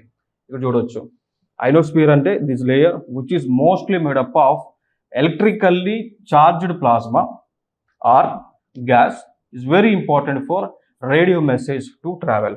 ఇక్కడ ఏమన్నాము, ఐనోస్ఫియర్ అనేటువంటి దానిలో అక్కడ ఉన్నటువంటి పార్టికల్స్ కానీ ప్లాస్మా కానీ లేదంటే గ్యాస్ కానీ పాజిటివ్ అయాన్గా నెగిటివ్ అయాన్గా స్ప్లిట్ అయి ఉంటుంది. సో నెగిటివ్ అయాన్గా పాజిటివ్ అయాన్గా స్ప్లిట్ అయితే అక్కడ ఏమవుతుంది అంటే ఎలక్ట్రిసిటీ అనేటువంటిది ట్రాన్స్మిట్ అవుతూ ఉంటుంది. సో చార్జ్డ్ పార్టికల్స్ అనేటువంటి ఉండటం ద్వారా ఎలక్ట్రిసిటీ అనేటువంటిది ట్రాన్స్మిట్ అవుతుంది, సిగ్నల్ అనేటువంటిది ట్రాన్స్మిట్ అవుతుంది, ఒక దగ్గర నుంచి ఇంకో దానికి సిగ్నల్ ట్రాన్స్మిట్ అవుతూ ఉంటుంది. ఇప్పుడు మనం భూమిపైన మనకి రేడియోకి సంబంధించో టీవీకి సంబంధించో ఆ యొక్క డిష్లు ఏవైతే ఉంటాయి కదా, యాంటీనాలు డిష్లు ఉంటాయా, అవి ఏం చేస్తాము, ఇక్కడ ఉన్నటువంటి శాటిలైట్లు ఇక్కడ ఐనోస్ఫియర్లో ఉంటాయి. సో ఈ శాటిలైట్లకు పంపించినప్పుడు శాటిలైట్లు ఏం చేస్తారంటే ఆ ఇన్ఫర్మేషన్ని మళ్ళీ స్ప్లిట్ చేసి కిందకి పంపిస్తుంది, ఎక్కడైతే మనకి డెస్టినేషన్ ఉంటుందో అక్కడ పంపిస్తుంది అండి. అర్థమైందా? ఈ శాటిలైట్లు మనం ఎక్కడ ఇస్తాము, ఐనోస్ఫియర్లో శాటిలైట్లు మనం ఇస్తాము. భూమిపై నుంచి వెళ్ళినటువంటి సిగ్నల్ శాటిలైట్కి రీచ్ అయ్యి శాటిలైట్ దగ్గర ఏదైతే మనకు ఐనోస్ఫియర్ ఉంటుందో అక్కడ ఈ అయాన్స్గా స్ప్లిట్ అవుతుంది కదా, పాజిటివ్ అయాన్ నెగిటివ్ అయాన్గా, అక్కడ నుంచి మళ్ళీ సిగ్నల్ అంతా కూడా డెస్టినేషన్కి రీచ్ అవుతుందండి. మనం ఎక్కడికైతే సిగ్నల్ పంపాలనుకుంటున్నామో అక్కడికి రీచ్ అవుతూ ఉంటుంది. సో దీనిలో చేంజెస్ వచ్చినాయి అని పసిగట్టారు. సో దీనిలో చేంజెస్ అనేటువంటి వచ్చినాయని పసిగట్టడం జరిగింది. ఓకే, సో ఇది అంశాలు. ఇంకొక అంశం చూద్దాం. Jharkhand mica mines declared child labour free. So ఇక భారతదేశంలోనే మొట్టమొదటి రాష్ట్రంగా వార్తలో నిలిచింది జార్ఖండ్. ఏ అంశం అంటే ఆ రాష్ట్రంలో ఉన్నటువంటి మైకా గనులు ఏవైతే ఉన్నాయో మైకా గనులలో పిల్లలు ఎవరు కూడా వర్క్ చేయట్లేదని వాళ్ళు అనౌన్స్ చేశారు. సో ఇది ఒక ఇంపార్టెంట్ ఏరియాగా మనం చెప్పుకోవచ్చు. కారణం ఏంటి అంటే ఇప్పుడు యాక్చువల్గా జనరల్గా మన భారతదేశంలో ఉన్నటువంటి చట్టాలు ఏంటి అంటే 14 years వరకు కూడా పిల్లలు పని చేయకూడదు, 14 సంవత్సరాల వరకు కూడా పిల్లలు పని చేయకూడదు. అంటే పిల్లలు పని చేయకూడదు అంటే ఏదైతే హజార్డియస్ ఇండస్ట్రీస్ ఉంటాయో ఫైర్ క్రాక్స్ని తయారు చేయటము, కెమికల్ ఫ్యాక్టరీలో వీటిలో చేసేటువంటి కార్యక్రమాలు పిల్లలు చేయకూడదు. బట్ ఈవెన్ దో పిల్లలు కూడా లేబర్ అంటే బిలో 14 years వరకు కూడా వారు ఎక్కడ కూడా పని చేయకూడదు, వర్క్ చేయకూడదు. ఓకేనా? సో ఇది guide lines. So 6 to 14 years మధ్య పిల్లలు పని చేయకూడదు, అంటే ఎంప్లాయ్మెంట్ కోసం అట్లా పని చేయకూడదు. బట్ వాళ్ళ ఓన్ ఏదైనా ఉంటే చేసుకోవచ్చు, దానికి ఎవరైతే అబ్జెక్ట్ చేయరు. కానీ 6 to 14 years వాళ్ళు పని చేస్తే వాళ్ళని చైల్డ్ లేబర్ అని పిలుస్తారండి. సో కార్మికులు, పిల్ల కార్మికులు అంటే లైక్ చైల్డ్ కార్మికులు, బాల కార్మికులుగా వాళ్ళని పిలుస్తూ ఉంటారు. ఇది ఇట్లా ఎవరైనా చేస్తే ఎవరైనా పిల్లల్ని పనిలో పెట్టుకుంటే వాళ్ళపైన క్రిమినల్ కేసులు కూడా గవర్నమెంట్ ఫైల్ చేస్తూ ఉంటుంది. ఇది ఒక అంశం మనం మాట్లాడుకోండి. సో మినిమం ఏజ్ అంటే ఏ వయసు నుంచి 6 నుంచి 14 years వరకు పిల్లలు బాల కార్మికులు ఎవరు కూడా పని చేయకూడదు. వాళ్ళు పర్సనల్ ఏదైనా ఉంటే పర్సనల్ ఇన్ ద సెన్స్ వాళ్ళ ఫ్యామిలీ బిజినెస్ ఏదైనా ఉంటే వాళ్ళు చేసుకోవచ్చు, దానికైతే ఎవరు అబ్జెక్ట్ చేయరు. ఇది ఒక అంశం గుర్తుపెట్టుకోండి. ఇదే 6 నుంచి 14 yearsకి మధ్య రైట్ టు ఎడ్యుకేషన్ అనేటువంటి దాన్ని ఇంప్లిమెంట్ చేయాలి అండి. సో భారతదేశంలో ఒక చట్టం ఉంది, రైట్ టు ఎడ్యుకేషన్ అంటాం, రైట్ టు ఎడ్యుకేషన్ యాక్ట్ అనేటువంటిది ఉంటుంది. సో 2009లో దీన్ని అమలు చేస్తూ ఉన్నారు. దాంతోపాటు భారత రాజ్యాంగంలో కూడా ఆర్టికల్ నెంబర్ 21A అని ఇన్సర్ట్ చేశారు. 21A ఉంటుంది భారత రాజ్యాంగంలో, ఒక అధికరణ ఉంది 21A. కొత్తగా కాన్స్టిట్యూషనల్ అమెండ్మెంట్ యాక్ట్ ద్వారా వీళ్ళు కొత్తగా దీన్ని యాడ్ చేశారు దాంట్లోకి. క్లియర్ కదా? సో ఈ రైట్ టు ఎడ్యుకేషన్ యాక్ట్ అయినా ఆర్టికల్ నెంబర్ 21A అయినా కానీ ఈ రెండింటి యొక్క ముఖ్య ఉద్దేశం ఏంటి అంటే ఎవరైతే పిల్లలు 6 నుంచి అంటే వారికి వయసు 6 సంవత్సరాల నుంచి 14 సంవత్సరాల వయసు ఉన్నటువంటి వారు కంపల్సరీగా స్కూల్కి పోవాలి. సో కంపల్సరీగా వాళ్ళ ఎడ్యుకేషన్ ఫెసిలిటీని పొందాలి. సో ఈ వయసులో ఉన్నటువంటి పిల్లలకు వారి యొక్క పేరెంట్స్ అయినా గార్డియన్స్ అయినా ఖచ్చితంగా వాళ్ళు స్కూల్లోనే జాయిన్ చేయాలి. వారితో ఎటువంటి లేబర్ వర్క్ అనేటువంటిది చేయించకూడదు ఈ రెండింటి ద్వారా. అట్లా కాకుండా ఎవరైనా ఈ పిల్లల్ని తీసుకుపోయి పని చేయించేటువంటి కార్యక్రమాలు చేస్తే వారిపైన క్రిమినల్ కేసులు ఫైల్ చేస్తారు. లేదా చేసిన తర్వాత ఆ పిల్లలను తీసుకుపోయి మనకి ఏవైతే గవర్నమెంట్ ఆఫ్ ఇండియా లేదా స్టేట్ గవర్నమెంట్ రన్ చేస్తున్నటువంటి ఈ ప్రభుత్వ రంగ స్కూల్స్ ఏవైతే ఉన్నాయో, హాస్టల్స్ ఏవైతే ఉన్నాయో అక్కడ పంపిస్తారండి. ఓకేనా? సో అక్కడ పంపించి అక్కడ చదివిపిస్తారు వీళ్ళని. ఇది ఒక ఇంపార్టెంట్ అంశం. అంటే ఇది దీనికి సంబంధించిందే. ఇంకొక చట్టం ఉంటుంది మనకి, రీసెంట్గా తీసుకొచ్చారు. దాన్ని protection of children from sexual offences అండి. దాన్నే అంటారు పోక్సో చట్టం అని అంటారు. సో పోక్సో చట్టము వెరీ ఇంపార్టెంట్ ఇది. So protection of children from sexual offences POCSO act 2012లో తీసుకొచ్చారు. ఎవరైతే పిల్లలు 18 years లోపు, అంటే చిన్నపిల్లల దగ్గర నుంచి 0 నుంచి 18 years లోపు అందరూ కూడా వాళ్ళందరూ కూడా పిల్లలుగా పరిగణిస్తారు. ఆ 18 years లోపు ఉన్నటువంటి పిల్లల పైన ఎవరైనా కానీ సెక్సువల్ అఫెన్సెస్ చేస్తే వారిపైన ఈ చట్టం కింద కేసు ఫైల్ చేస్తారు. వచ్చేసి నాన్ బెయిలబుల్ కేసు అండి. సో పోక్సో చట్టం కింద కేసు ఫైల్ చేస్తే అది నాన్ బెయిలబుల్ కేసు. ఓకేనా? సో ఇవి మనకు గుర్తుపెట్టుకోవాల్సిన అంశాలు. ఇంకొక అంశం చూద్దాం. డిజిటల్ భారత్ నిధి అనేటువంటిది న్యూస్లో ఉంది. డిజిటల్ భారత్ నిధి అనేటువంటిది న్యూస్లో ఉంది. ఇది ఎవరు ప్రారంభించారు అంటే కేంద్రంలో ఉన్నటువంటి డిపార్ట్మెంట్ ఆఫ్ టెలికాం అని ఉంటుందండి. సో కేంద్రంలో డిపార్ట్మెంట్ ఆఫ్ టెలికాం అని ఉంటుంది. సో కేంద్ర ప్రభుత్వ మంత్రిత్వ శాఖ ఇది, డిపార్ట్మెంట్ ఆఫ్ టెలికాం. వారు డిజిటల్ భారత్ నిధి అనేటువంటి దాన్ని ప్రారంభించారు. ఎందుకు ప్రారంభించారు అంటే భారతదేశంలో ఉన్నటువంటి రూరల్ ఏరియాస్లో, భారతదేశంలో ఉన్నటువంటి గ్రామీణ ప్రాంతాల్లో, అదేవిధంగా రిమోట్ ఏరియాస్ అంటే హిల్ ఏరియాస్, కొండ ప్రాంతాలలో, దాని తర్వాత పూర్ అర్బన్ ఏరియాస్ అంటే ఇప్పుడు స్లమ్స్ అని అనుకోండి. సో అర్బన్ ప్రాంతంలో అన్హైజీనిక్గా పూర్ కండిషన్లో ఉన్నటువంటి ఏరియాలను ఏమంటాము? స్లమ్స్ అంటాం. స్లమ్స్. ఫర్ ఎగ్జాంపుల్గా చెప్పాలంటే మహారాష్ట్రలో ముంబైలో ధారావి అని ఉంటుంది. మీరు ఎవరైనా సినిమా బిజినెస్ మ్యానేనా? Dharavi. Okay. So business man మూవీలో ఉంటుంది ధారావి అని. సో ధారావి ప్రపంచంలోనే అతిపెద్ద స్లమ్ అండి. ప్రీవియస్ ఇయర్ క్వశ్చన్ అది. సో ప్రపంచంలోనే అతిపెద్ద స్లమ్ ఈ ధారావి ఎగ్జాంపుల్. సో ఇట్లాంటి ఏరియాస్లోకి హై క్వాలిటీ ఇంటర్నెట్ని అందించేటువంటి కార్యక్రమం కింద, ఆ హై క్వాలిటీ ఇంటర్నెట్ని డెవలప్ చేయడానికి, ఫెసిలిటీస్ని ప్రొవైడ్ చేయడానికే దానికి కావాల్సిన డబ్బులు ఇచ్చేటువంటి కార్యక్రమం కింద ఈ డిజిటల్ భారత్ నిధిని ఏర్పాటు చేశారు. నిధి అంటే ఏంటి? ఫండ్ కదా, ట్రెజరీ కదా. డిజిటల్ భారత్. సో డిజిటల్ అంటే ఆన్లైన్కి సంబంధించింది కదా. సో ఫైనల్గా ఈ డిజిటల్ భారత్ నిధి అనేటువంటిది దేనికి సంబంధించిన అంశం అంటే గ్రామీణ ప్రాంతాల్లో, రిమోట్ ఏరియాలో, స్లమ్స్లో హై క్వాలిటీ ఇంటర్నెట్ని ప్రొవైడ్ చేసేటువంటి కార్యక్రమము. ఓకే. సో ఇది మనకి న్యూస్లో ఉన్నటువంటి అంశం.